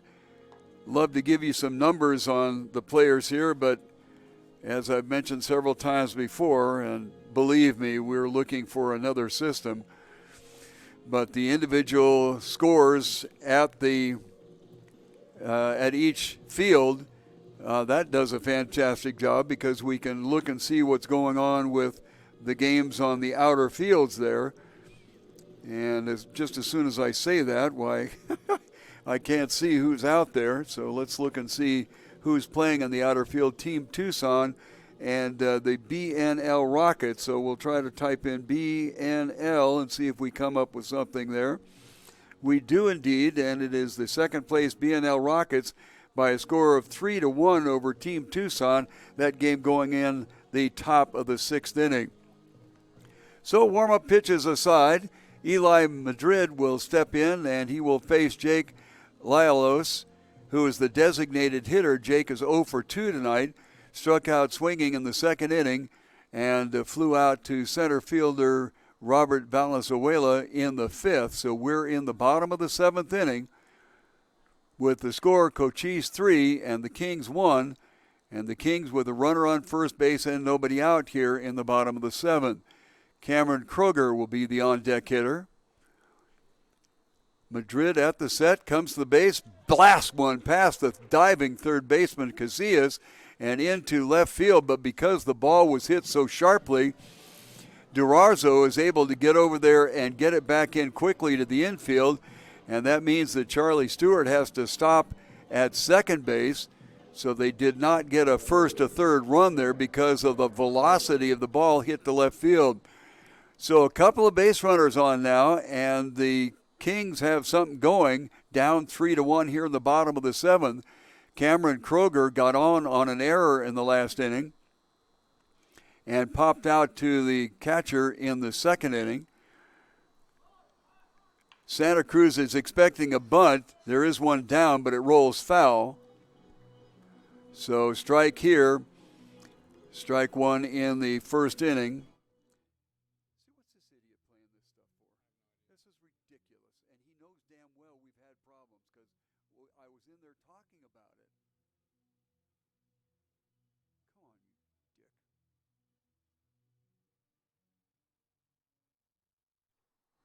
Santa Cruz at first base is still thinking there might be a bunt. At third base, Casillas has to kind of stay at home there. They're going to try to get this bunt down the third baseline. It is high and inside, but he gets it down, and they will get the out at first base on a 3-4 putout. He dove out of the way basically to save his life, but wound up getting the ball down the first baseline, which is not exactly what they wanted to do. But the runners did move up, so we have 2 runners in scoring position, and the scoring position runners are in a situation where if both score, they could tie this thing up. 3-1 is the score right now in the bottom of the 7th inning, and Julian Guru Harvey, the left fielder, is up there. He drew a walk in the 5th inning, and before that grounded out to the second baseman Green. Lifts one to right center field. It'll be interesting to see if it's deep enough to be able to get the run home, and it appears that it will be, although the throw comes in very strongly from the center fielder Valenzuela and made a much closer play at home than you would have expected.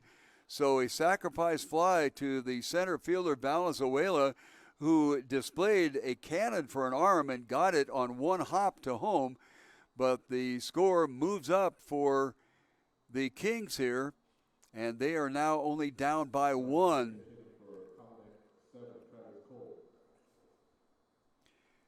Pinch hitter coming into the ball game for the Kings. This is number 7, Travis Cole. So Travis Cole will step in there after an 0 for 2 night by Austin Komenik. First pitch to Travis is down a little low for a ball. The relief pitcher Eli Madrid is in there after a masterful job by Sherrick Sanborn through 6 innings. Gave up only 1 run on 4 hits.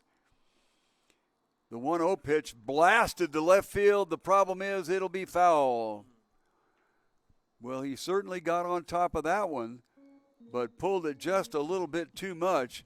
So Mr. Cole will come back, and the count will go to him at 1-1. So the bottom of the 7th inning, Travis comes in, so we'll have to check and see where he goes defensively here. Madrid has given up a hit, a bunt sacrifice, a sacrifice fly that scored a run. And the count is 1-1. Runner on second. This one hit out towards the second baseman, Green. Green gets it over to first, and that will be the last out of the inning. So the Kings narrowed it down. They got 1 more in the 7th after 1 in the 6th, and after 7 full innings of play, the score is Cochise 3 and the old Pueblo Kings 2. You know, it needs to be Kino, Veterans Memorial Stadium on the 4th of July for you and anybody that you know. I don't care if you're out of town, get a plane, come on in. This thing is really a blockbuster deal. They have a spectacular fireworks show following an all-star game that's only 7 innings. Now, the game starts at 6:30, but the big deal is the gates open at 5. They open to dollar hot dogs, giveaways, a kids zone with games, music, and much more.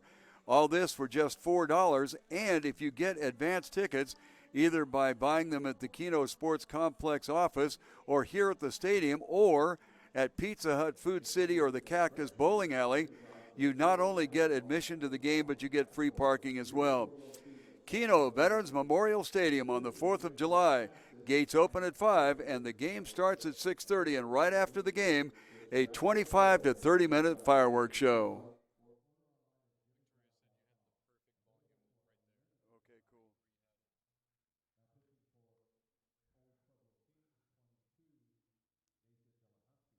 Who?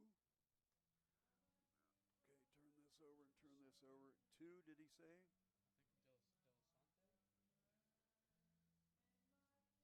See if you can catch a number on this kid. Glasses? Turn around, that a boy. 22.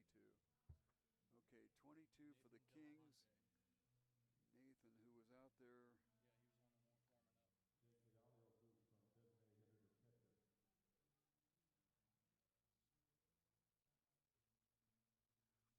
Okay, so Delahoney to pitch, and he comes in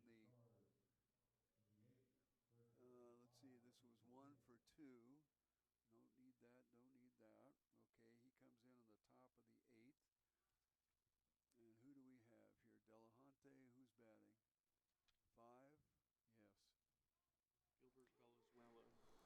Oh, no, number 5. You're right. Martin Casillas.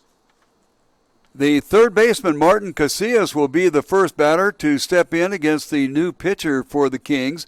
This is Nathan Delahunty. He was down there an inning or two ago warming up. Pitch catches inside corner for a called strike. The catcher coming in is Lialeos, and he had been the designated hitter, so they'll just move him in and keep him in the same hitting spot. This one pounded down towards third. Charlie Stewart comes up with it on the short hop and then throws it short to first base. Just didn't need to rush the play, and that is a tough situation for the Kings because they need to shut him out here as Cochise gets the first runner on an error to the third baseman. And I believe that is the third error in the ball game.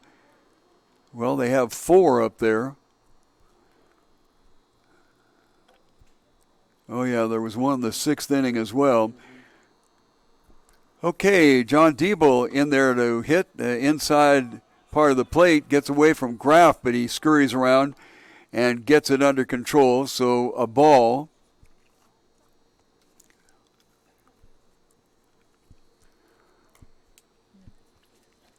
We're in the top of the 8th inning, 3-2 in favor of the team that's up at bat right now over the Kings, old Pueblo Kings. This one out and away, 2-0 count. There are 4 players going down to the Kings bullpen. Try to pick up who they have down there. Obviously 2 to catch and 2 to warm up. Inside corner, strike 1.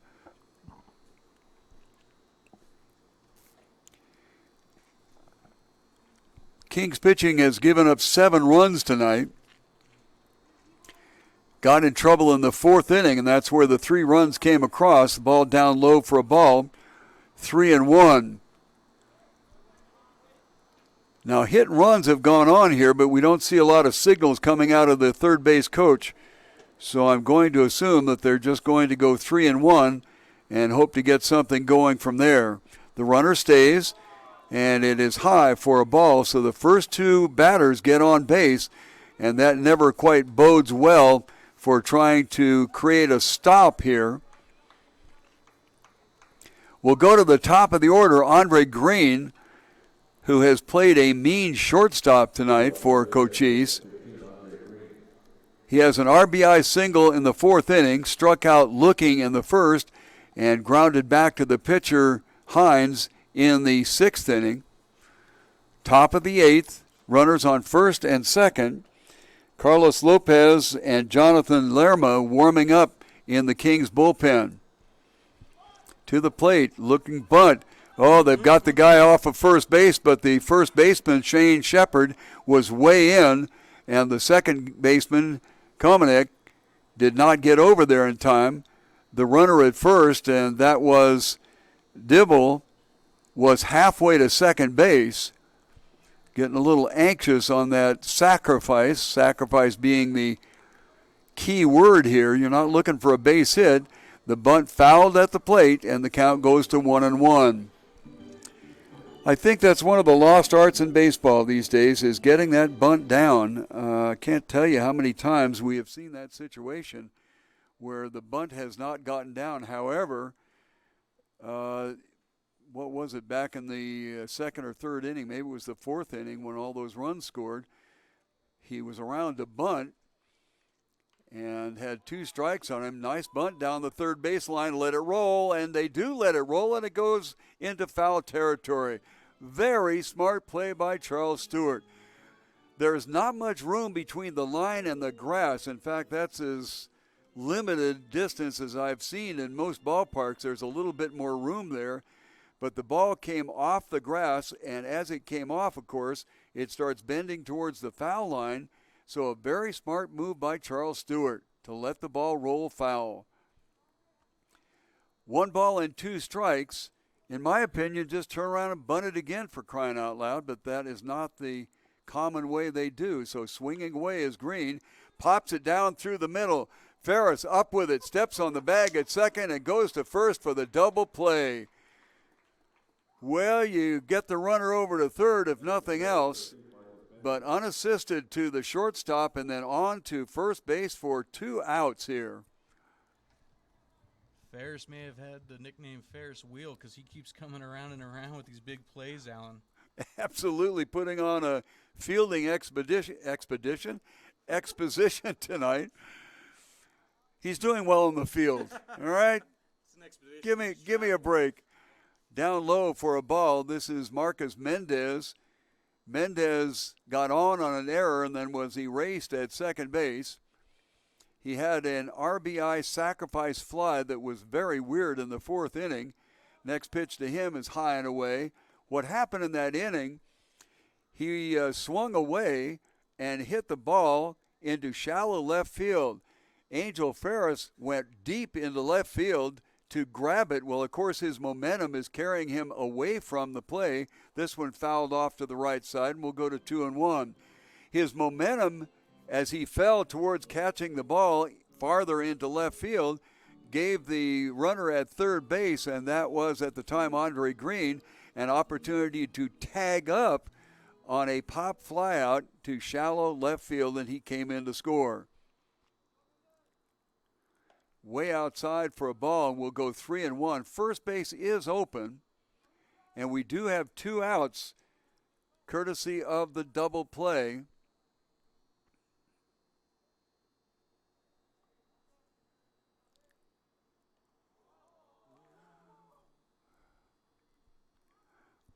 Well, put a guy on. First and third, still 2 outs. Cavillo comes in. He victim of a double play in the 1st inning. Then he got a base hit in the 4th, but was thrown out going into third base. A base hit in the 6th, so he's actually 2 for 3 on the evening with not a lot of production to show for it. Down in the dirt for a ball. Kyle Rivera shortens up a little bit in center field, and it looks like Guru Harvey in left field has shortened up just a little bit. The ball gets out to them on the ground. They're not going to be able to do anything with the runner at third base. This one wrapped foul, left side, 1-1. We're on the top of the 8th inning with the Cochise Stars desperately needing to have an insurance run. They gave up a run in the 6th and the 7th inning, and the score is 3-2, but Cochise is threatening. The only thing that has held things up here is a line drive double play. This one hit down towards third, and a glove got on it by Stewart, but he could not hang on. The ground ball, frankly, if he'd gotten his glove on it, it still would have been an outstanding play to get the runner at first. So that scores the run and gives Cochise just a little bit of breathing room here, as Cavillo gets his 3rd base hit in a row, an RBI single in the top of the 8th inning, and will go to Sergio Santa Cruz with runners on first and second.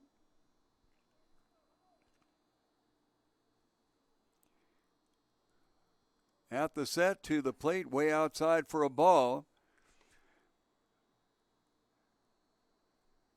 Santa Cruz very alertly scored on a rundown between first and second. Little bit of a tardy time to react to it.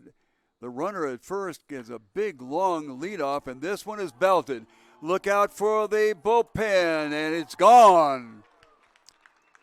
Sergio Santa Cruz puts one into the right field bullpen, a 3-run stinger, and I believe that would come under the category of insurance runs. I'm not totally sure, but that will be the 4th run of the inning here.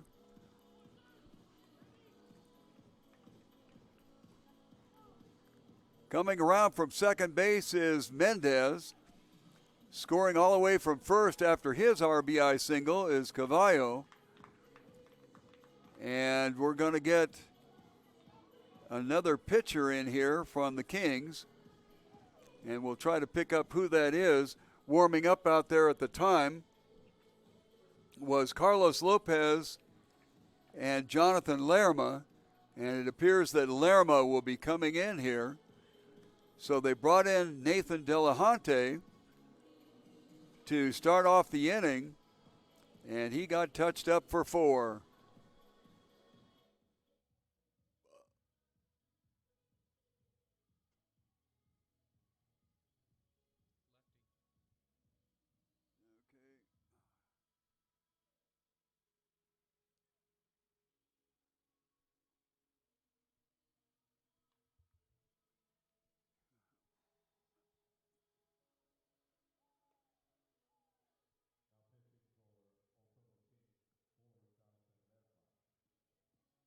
What number is he? 4? Okay.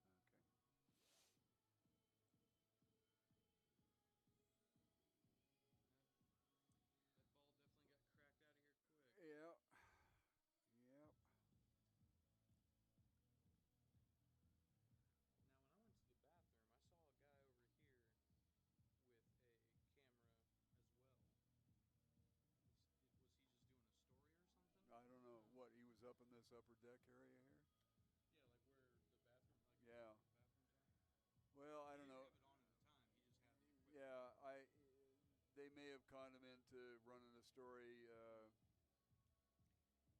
Kino Sports Complex is behind this whole operation because, like I said, she loves Bill, and it may be that they got a story done and will pump the 4th of July or something like that.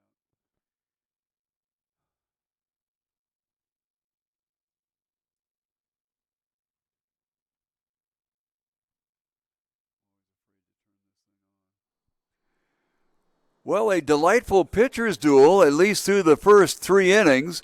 Then in the 4th, the Cochise Stars erupted for 3 runs, and they got those 3 runs on 4 base hits. There was an error mixed in there and a misplay on a base running rundown, but aside from that, it was pretty well earned runs there. And then we moved to the 6th inning, in which the Kings got 1 run. They got 1 in the 6th and 1 in the 7th to tighten things up considerably. But Nathan Delahunty was not on as he came in to start off the top of the 8th inning here. An error which never bodes well for a player at all. But that error was turned into a unassisted put out at second base and a throw to first base. So they got 2 outs. Unfortunately, the next batter was hit. Then there was an RBI single and then a 3-run home run. That'll do it every time. So there are 4 across here, and the score is 7-2 in favor of Cochise. And the Kings will only have 2 at-bats left to go as we're in the top of the 8th inning. The scheduled hitter here is the center fielder, Robert Valenzuela. He is 1 for 3 on the evening. He grounded out to the vacuum cleaner shortstop, Angel Ferris, in the 2nd inning, got a base hit in the 4th inning, and then flew out to Rivera in center field in the 7th inning. So to try to stop the bleeding here is Jonathan Lerma on the mound now for the Kings. The left-hander comes to the plate and drops one down low for a ball. And quite frankly, that was Delahunty's problem. I do not believe that he got a first pitch strike into anyone. As a matter of fact, in double checking, that is the case. Even the out was well hit. 2-0 is the count. Sean Hahn is the on-decks hitter. He is 1 for 3 on the night and .335 batting average in the stadium this season.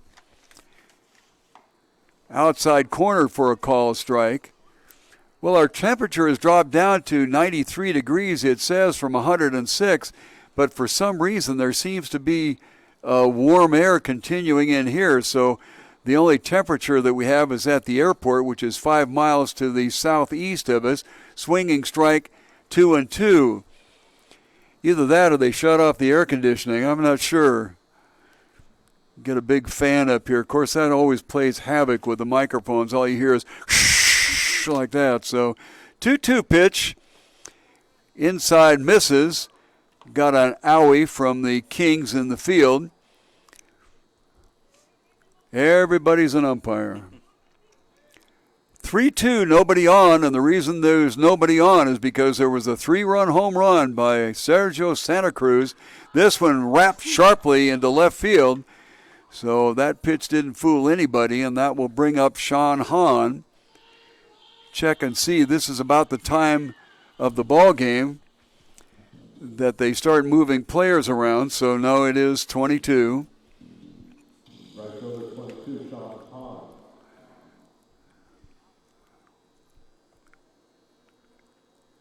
This is the 8th batter of the inning. They have 10 in the lineup. For a left-handed leadoff, not much. This one lifted to right field. Kroger took a couple of steps back and is now cruising in, and that will be the last out of the inning, but not before four come across in the top of the 8th inning. And after 7.5 innings of play, it is the Cochise Stars 7 and the Old Pueblo Kings 2 as we go into the bottom of the 8th inning. Casal has been a leader in all aspects of fire protection since 1982. Casal Fire Protection Company serves both home and business locations by providing design, planning, and management of your fire protection needs. Casal has an extensive knowledge of fire protection and works hard to keep their fine reputation. Look online to find Casal Fire Protection Company, first in quality, serving with pride.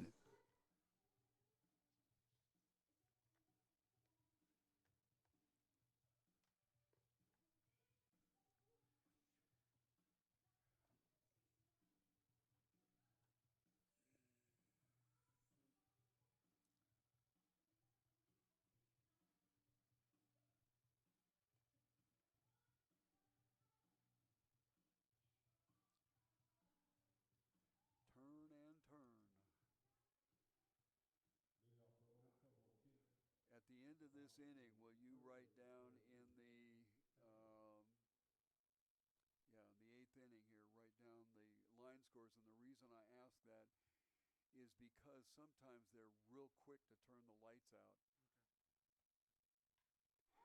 First pitch swinging to Shane Shepard, shallow right field. The second baseman Green gets out there and gathers it up. So the first out of the inning, and boy, that's something big. If you can get that first runner on, you've got a chance. But with the first out recorded on the first batter, and that will bring up the catcher, Keenan Graff, although let's check and see.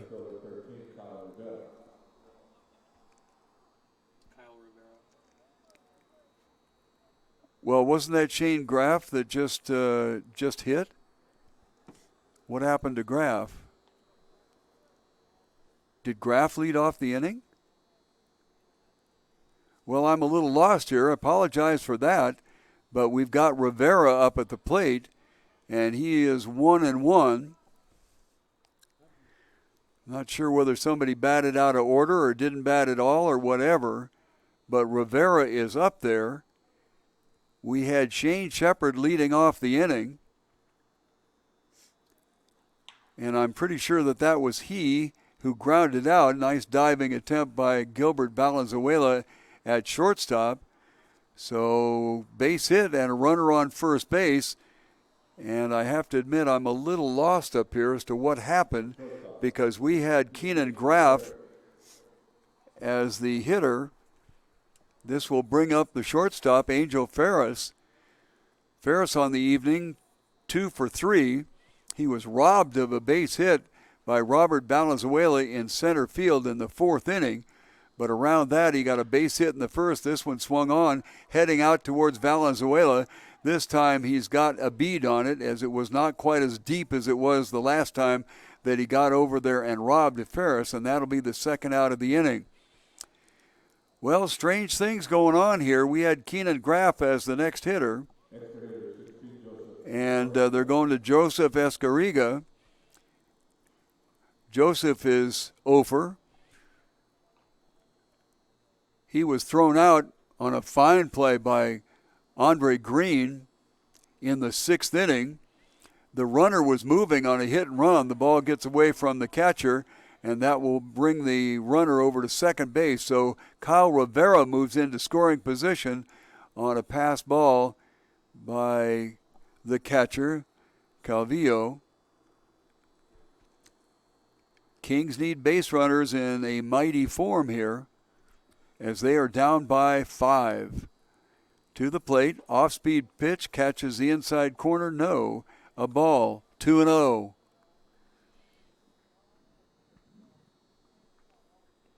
Well, maybe because it was Graff, you can opt not to have him bat as the catcher. This one just misses inside on a similar type of pitch. Although they can go to 9 hitters, there's the explanation, because Jake Lalos is in the 5th spot, and he came in to catch. 4-pitch walk, runners on first and second, 2 outs here, and that will go to Charles Stewart now, the third baseman. He got a base hit and came around to score in the 7th inning, which at that time narrowed the score to just 1-run difference between Cochise with 3 and the Kings with 2. So now let's see what we're going to do. We're going to bring in somebody off the bench.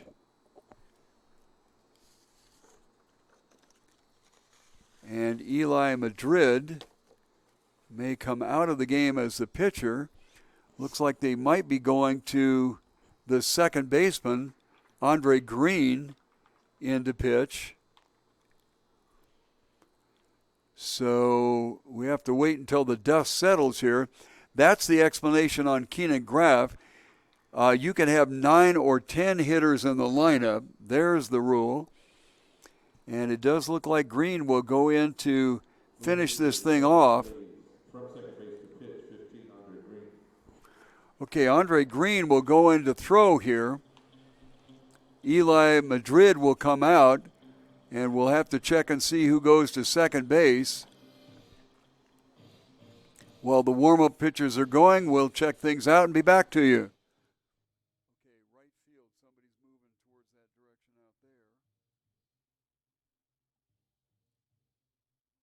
it, I wish it wouldn't do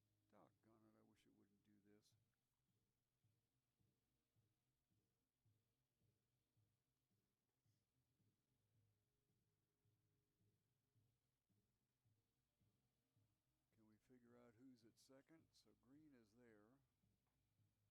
And it looks like somebody's warming up to go to right field.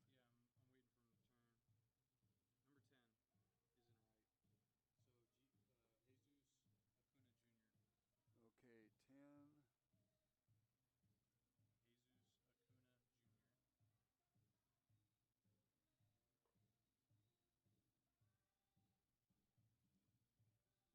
Okay, so where did Hahn go? Did Hahn go to second base?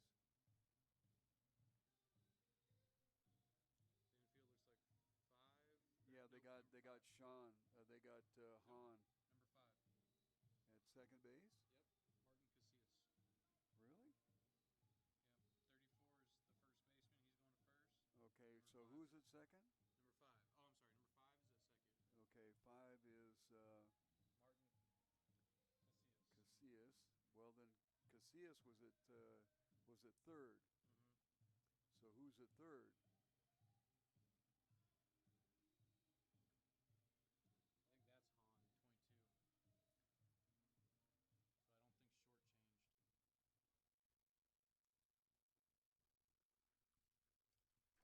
Well, we will try to pick up the plethora of changes here. All of that aside, the batter to the new pitcher, who looks at the first pitch ball, is Charles Stewart, the third baseman for the Kings. There are runners on first and second and 2 outs. This one off the end of the bat and into the screen. So we had Andre Green, who was at second base, and he moves to pitch. Out in the outfield, Jesus Acuna goes to right field, and that brings Sean Hahn, the right fielder, in to play third base.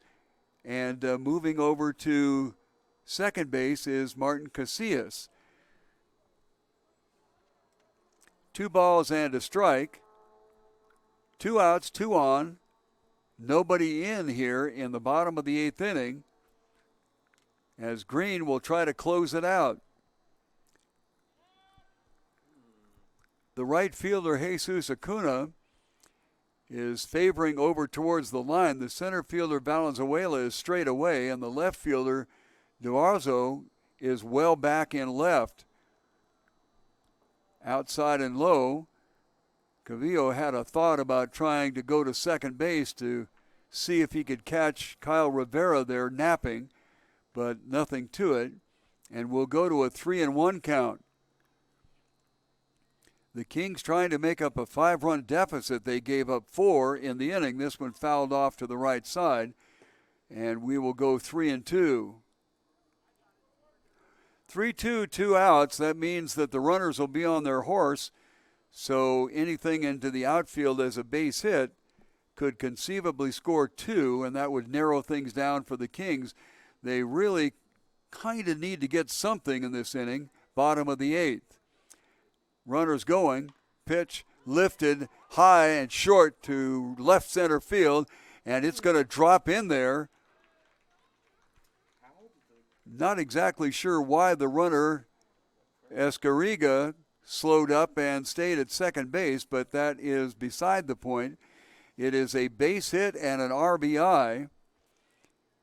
As coming around from second base, of course, free to just take off as soon as the pitch was thrown, was the center fielder Kyle Rivera.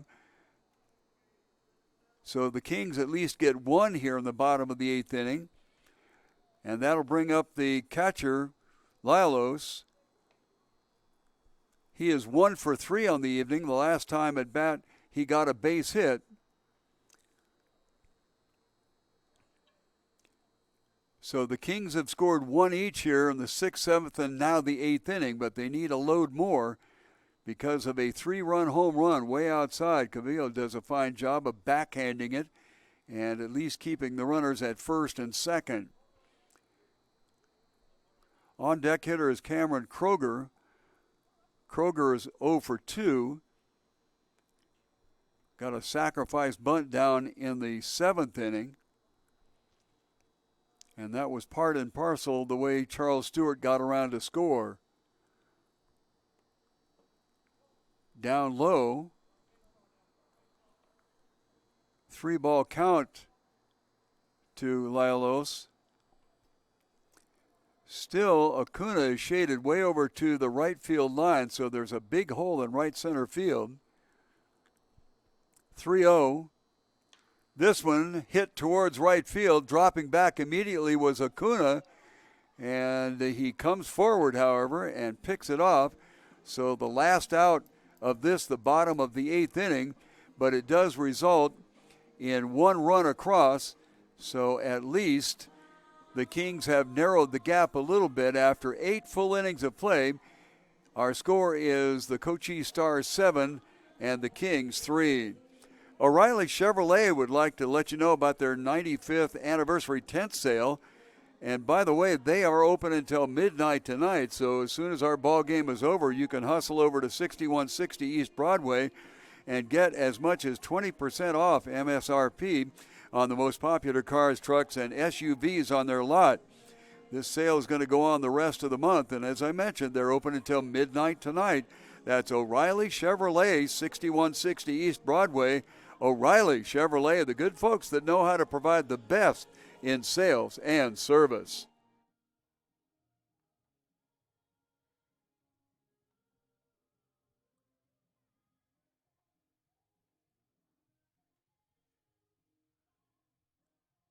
Okay, so this is out.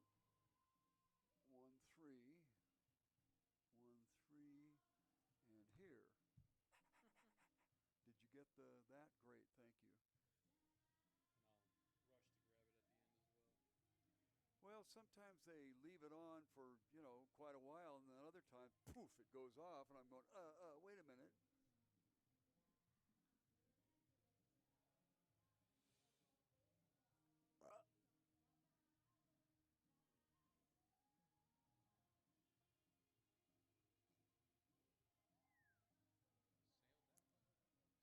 9 coming up. So we'll see here. Number 4. Is Lerma still the pitcher? I think so. Yeah, lefty. Yeah. But if not, Well, the top of the 9th inning, with the Cochise Stars leading 7-3, they got 4 in the bottom of the top of the 8th inning, on the strength of a 3-run home run. Gilbert Valenzuela, the shortstop, is the batter.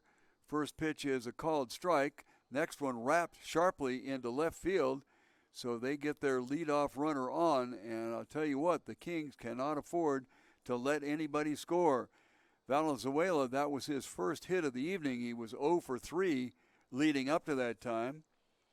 And we'll check and see who the hitter is. I believe that they're going to have a pinch hitter in here. As soon as the young man turns his back, he's checking in with the umpire, which generally is indicative.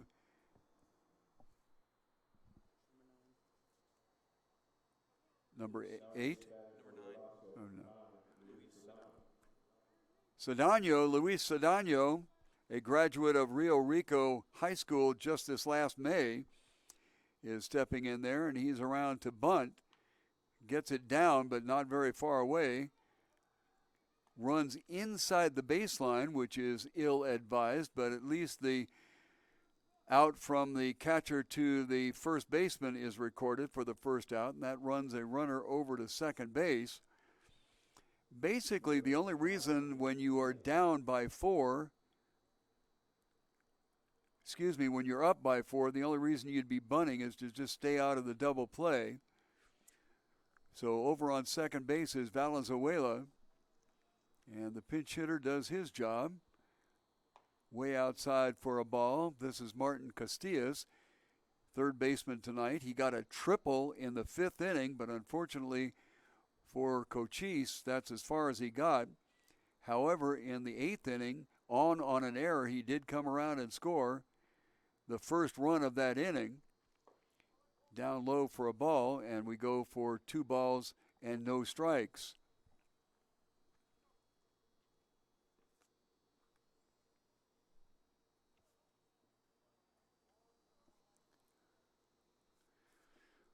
At the set, 2-0, first base open. Little look back at second base, and the pitcher, Lerma, steps off the mound.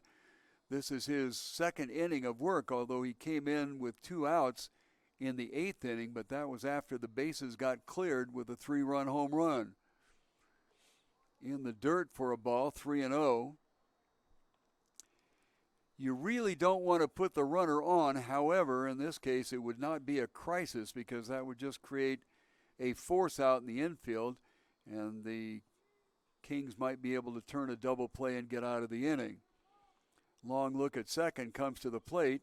Down low, the runner goes to third, and he is in there safe.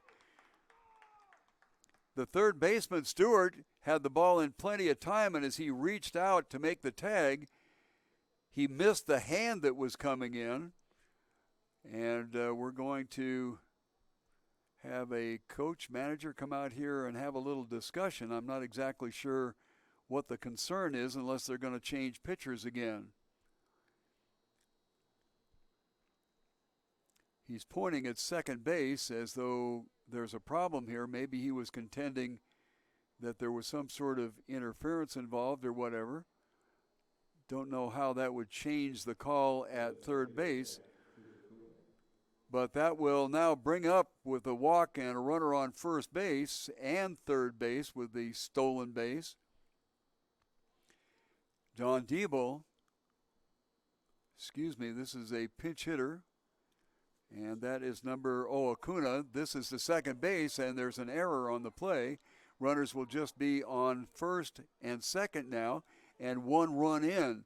So that was an unfortunate situation created there by an error at second base.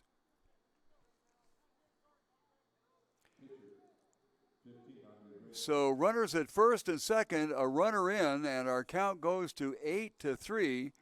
and just makes the mountain even that much higher for the Kings to come back here.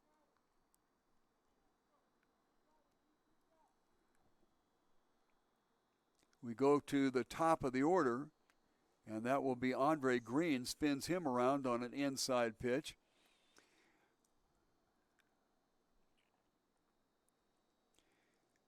Andre struck out in the first, got a base hit, and actually an RBI single in the fourth.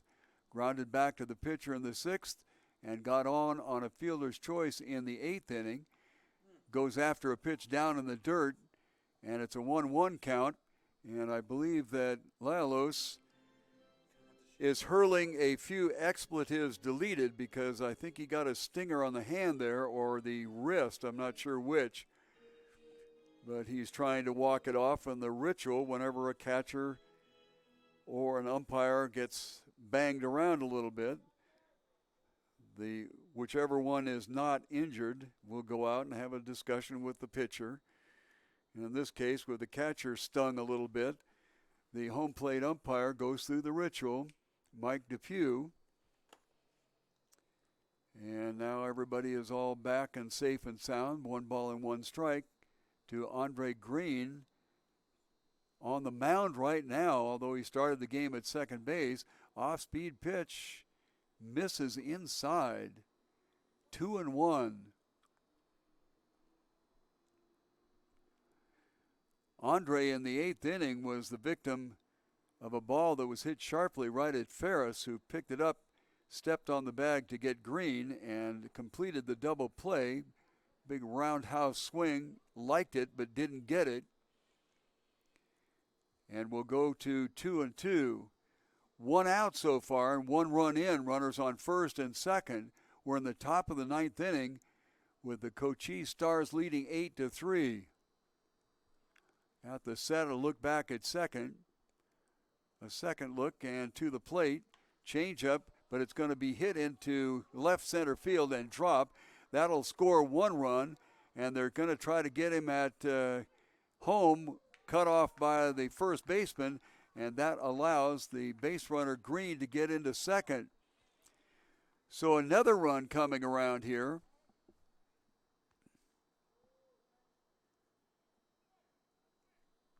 As Green gets an RBI, and the mountain even gets higher for the old Pueblo Kings, and that will necessitate another pitcher coming in. And the pitcher that is strolling out of the dugout is number 31, that is Carlos Lopez. He had been out with Delahante warming up, also out there with Lima. So Carlos will come in and see if he can't stop the bleeding. As Carlos comes in the top of the ninth, Lerma also, well, he came in the top of the eighth inning. So that will take some time here to warm up some pitchers. And the bottom line is that we have runners on first and second. Check that, second and third, first and second. And we will have a new pitcher and some warm-up pitches going on now. Doggone it. Do we have runners on first and second or second and third? Okay.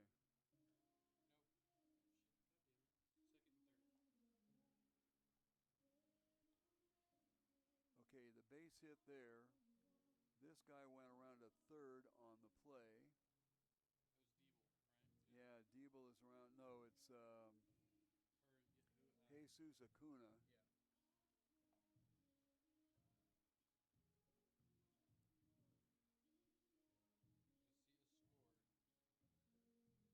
No, Acuna didn't score. Castilla scored.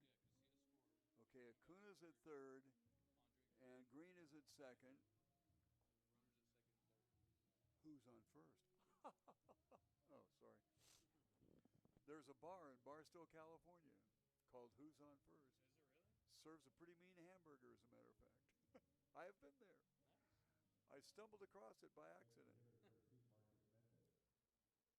Okay, so who do we have? Marcus Mendez. Okay, warm-up tosses for Carlos Lopez are completed. There are runners on second and third. The infield is in because the Kings cannot afford to give up any more runs. And the first pitch delivered by Lopez to Marcos Mendez is a ball. Mendez got hit by a pitch, and that put one extra runner on in the 8th inning. Then an RBI single by Cavallo. Pitch is inside for a ball. And then the coup de grace, a home run into the right field bullpen by Sergio Santa Cruz. And that's how we got to a 7-2 count. But it has been upped now by 2 runs. This one hit out to Ferris, and he will run down the runner at home. Gets him out there. Nice job by the shortstop, Angel Ferris. And Jimmy Norris is up and throwing in the Cochise Stars bullpen. So on a fielder's choice. And from the shortstop to the catcher gets the second out of the inning, and that erases Jesus Acuna. Green moves over to third, and that will bring up Mr. Cavallo. He is the catcher. He has had 3 consecutive hits, and in that run, he got 1 RBI out of it. This one fouled off to the right side for a strike. 2 outs here in the top of the 9th inning with Cochise Stars 2 more in. And the Kings have really gotten themselves a mountain to climb, 9-3 at least to this juncture.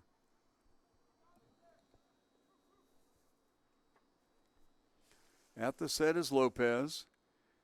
To the plate, lifted high to the right side. Shane Shepard has a chance at the dugout, and it's a little bit too far. Got the dugout roof. Looked promising for a little bit. Of course, when a right-handed hitter hits one to the right side, it generally has a spin going away from anybody pursuing it. And even though initially it looked like they might be able to get it, it kept spinning and spinning and spinning and got a little bit too far away. Derek, one of 2 players, this one fouled off. So he is in a hole 0-2. I was going to complete the thought there. Derek is one of 2 players from Hibbing, Minnesota Community College. Now, he graduated from Canyon del Oro. There's another player from Mount Point in Hibbing, Minnesota. Graduated from there, so apparently has teammates. Simon Fishgold came down here, inside corner.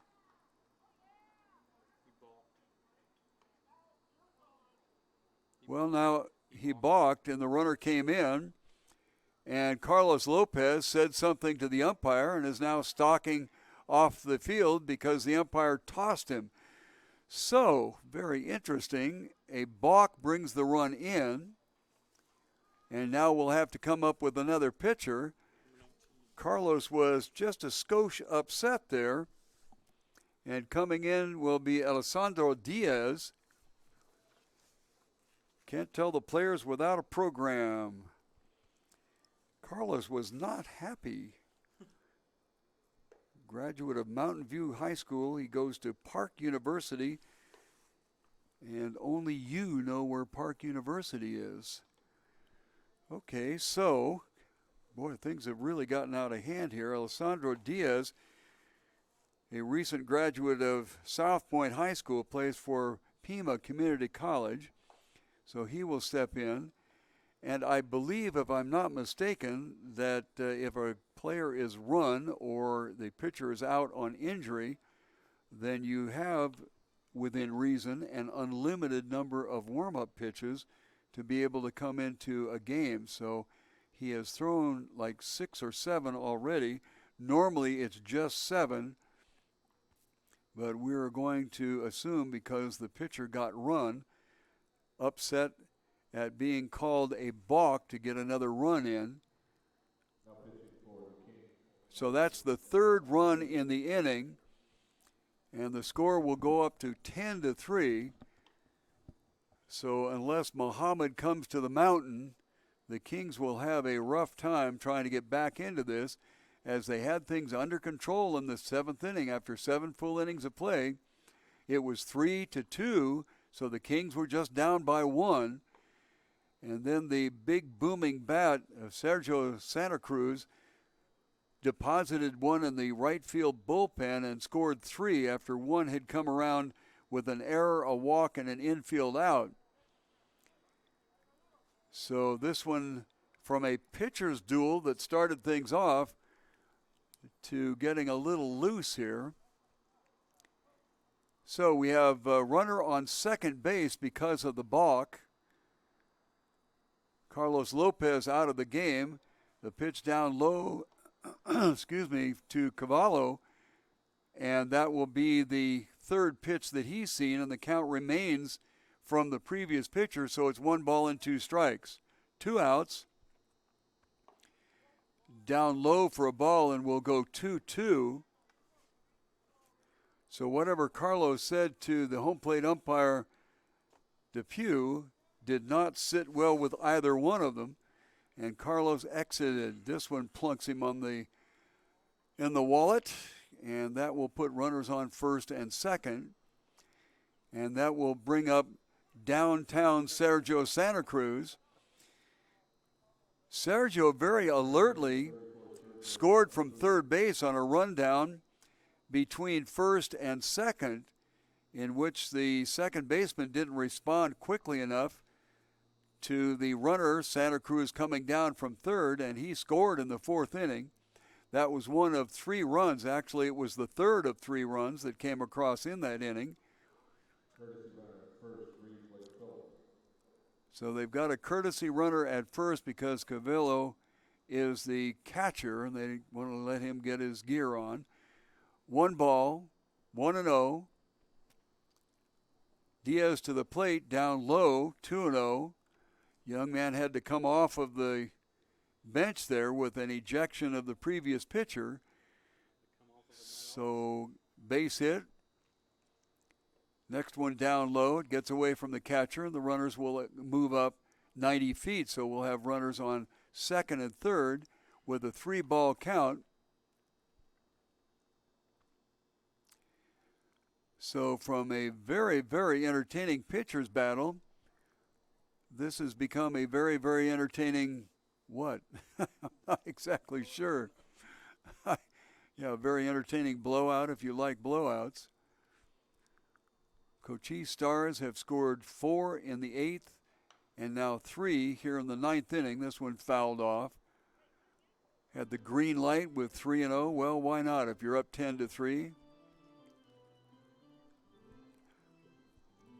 Robert Valenzuela is the on-deck hitter. He 2 for 4 tonight so far. This one hit right up through the middle, and that'll score 2. Coming around from second base is Cavillo, or the runner for him. And 2 more runs come across. So this one is getting a little out of hand. 12 will now be the count. And 8 have scored here in the last 2 innings. Base hit for Santa Cruz, and that will be his 4th and 5th RBI on the evening. Robert Valenzuela, the center fielder, will step in there. Kind of tell by the body language of the Kings that they just soon get out of this inning and forget about it. Outside corner for a called strike. Of course, I don't know. I'd rather be beat by a ton than beat by 1, because when you get beat by 1, you're sitting there questioning every little thing that happened. There's not a lot of questions that can go on this one. Hit him. Second batter to be hit in the inning. That will move a runner over to second base. And that will bring up the bat John Lawless. Are you ready to go in for as a pinch hitter? Why not? Okay, this is Sean Hahn, who moved from right field to third base. Sean is 1 for 4. His base hit came in the 7th inning. Leos gets over and blocks one to keep it from going to the backstop. Come on, guys, I'm running out of room on my score card here. This one hit towards short. Knocking it down is Ferris. He throws it to first and not in time. Really fine play by Angel Ferris, and we have been seeing a leather demonstration tonight by the shortstop for the Kings. And what's shocking about it mostly for me is the fact that he hasn't been playing the entire game with heels on the grass. He's been fairly shallow for short and still has incredible range, both left and right. Yeah, he did an outstanding job getting all the way to his right, and that will bring up Gilbert Valenzuela. And he is the 11th hitter to come up in this inning. The bases are loaded. This one fouled off to the right, and the count goes to 1-1.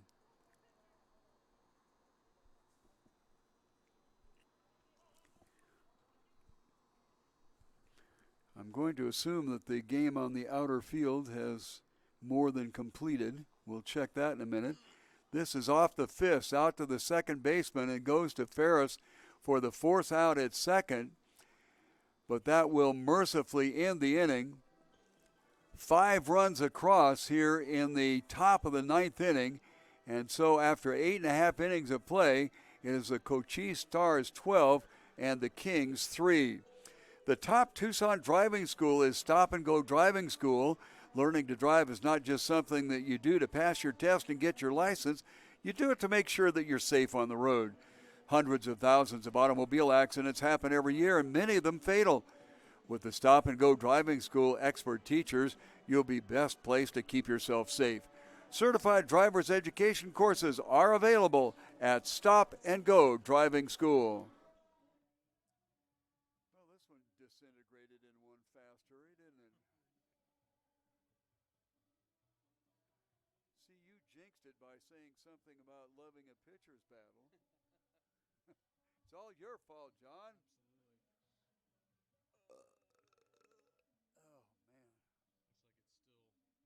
Get the line scores, please.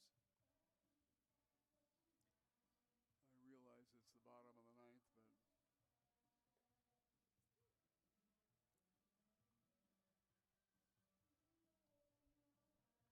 are there 15 hits for Cochise? Yep, 12, 15, 1, 3. Okay, great. Who's the pitcher? It's the same. Is it Green still? Yep. Okay. God dang it! I think that Piper and I got some bad strawberry or cherries. Who's the hitter? Number 3. 3.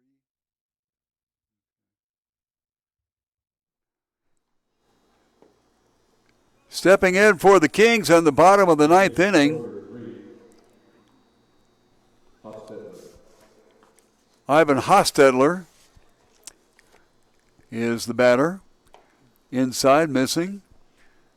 Andre Green is still the pitcher. So Ivan Hostetler is part of an interesting story that I'll relate in just a moment. High fly ball, left center field. Over to get it, Robert Valenzuela. So that will be the first out of the bottom of the 9th inning. Mr. Hostetler is part of 6 players that play for Presentation College. Presentation College is in Aberdeen, South Dakota. Good Lord. Jonah Lawton is the batter. Presentation College in Aberdeen, South Dakota. They play their ball games in a huge tent. This I'm not kidding about. They practice and play their football games in that same tent, first pitch swinging a strike. It is the same kind of tent that many of the NFL teams who are in bad weather areas and don't have an indoor place to go. Like San Diego. Great big huge tent. I've been there.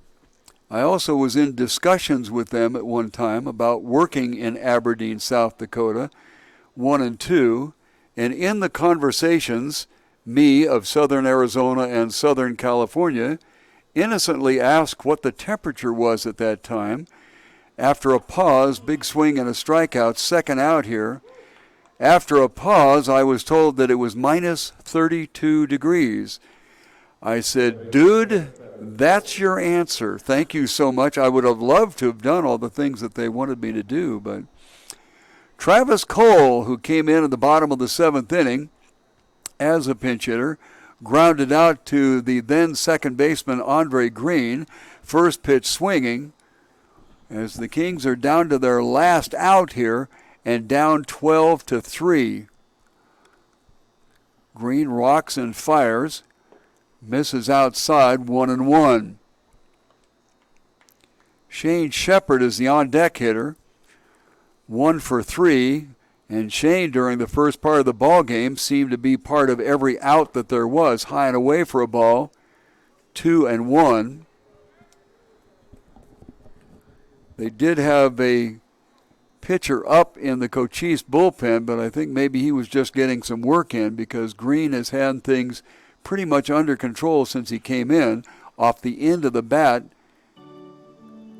2-2 the count. We had nothing through 3. Cochise broke through with 3 runs in the top of the 4th inning. The Kings pecked back with 1 in the 6th and 1 in the 7th. Misses outside, 3-2. And at that time, at the end of 7 innings of play, we were tied. Well, we weren't tied. It was Cochise 3 and the Kings 2. Since that time, however, 9 runs across for Cochise and 1 run across for the Kings. This one hit off the end of the bat and fouled off. So we'll go to the 7th pitch of the at-bat. We're in the bottom of the 9th inning, nobody on, and there's not much joy in Mudville. And Casey won't come up for another 5 or 6 hitters. Way outside, a walk. Hope springs eternal, I suppose. Although you're going to have to spring a lot more when you're down by 9. Shane Shepard stepping in there. He's the first baseman tonight. Struck out looking. Well, they're going to put a pinch hitter in for him. Jack McDonald will step in. One of the things that these managers in these kinds of leagues, these are wood-bat collegiate leagues, one of the things that they really work on, a swinging strike, is to give everybody an opportunity, or as many opportunities as possible, to be able to bat. And then the collegiate coaches that are looking at these individual players take a look at the statistics. This one's skyward. Coming in is Valenzuela from center field, almost overruns it. In fact, he does and drops it. So it'll be a 2-base error for the center fielder, Valenzuela. He did really a fine job getting into the neighborhood, but in doing so, he overran the ball and had to reach back and try to grab it as it kind of ziggied over his head there. And that brings around a run to score. Runner on second base. And the batter will be to the top of the order, Kyle Rivera. Now, the interesting part of the rules of this league is that you can have 10 hitters submitted in the lineup, but if you need to go to 9 hitters, then you can do that. So Keenan Graff, whom we thought was going to be coming up in the 8th inning, had been replaced as the catcher by Jake Lalos. And so we only have 9 hitters in the lineup. Therefore, Kyle Rivera came up, got a base hit, and came around to score. That was in the 8th inning. 2-0 count, 2 out, and nobody, check that, a runner on second base. The pitch is inside for a ball, 3-0. First base is open.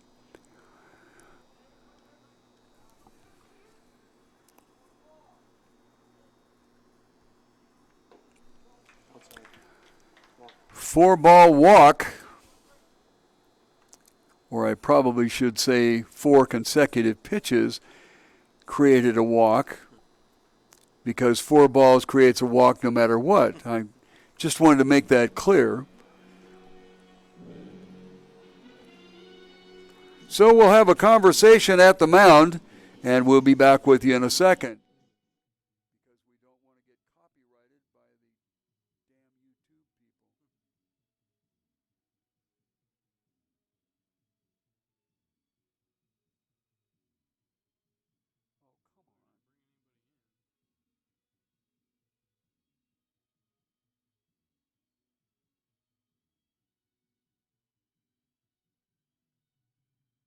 Could you fiddle around with this and type in who's playing out in the outfield there?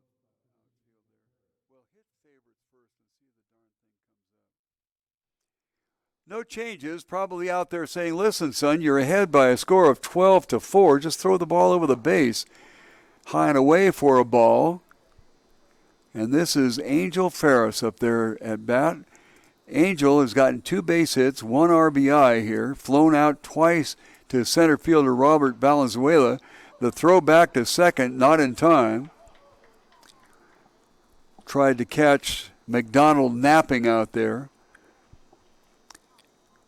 Ferris has put on a fielding display tonight that certainly is boding well for his opportunity to be selected as an All-Star.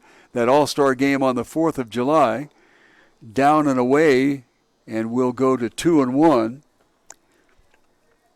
Final score with the BNL Rockets 4-2 over Team Tucson. We are in the bottom of the 9th here, and it's 12-4 in favor of Cochise. This one swung on and fouled into the catcher's glove. 2 balls and 2 strikes.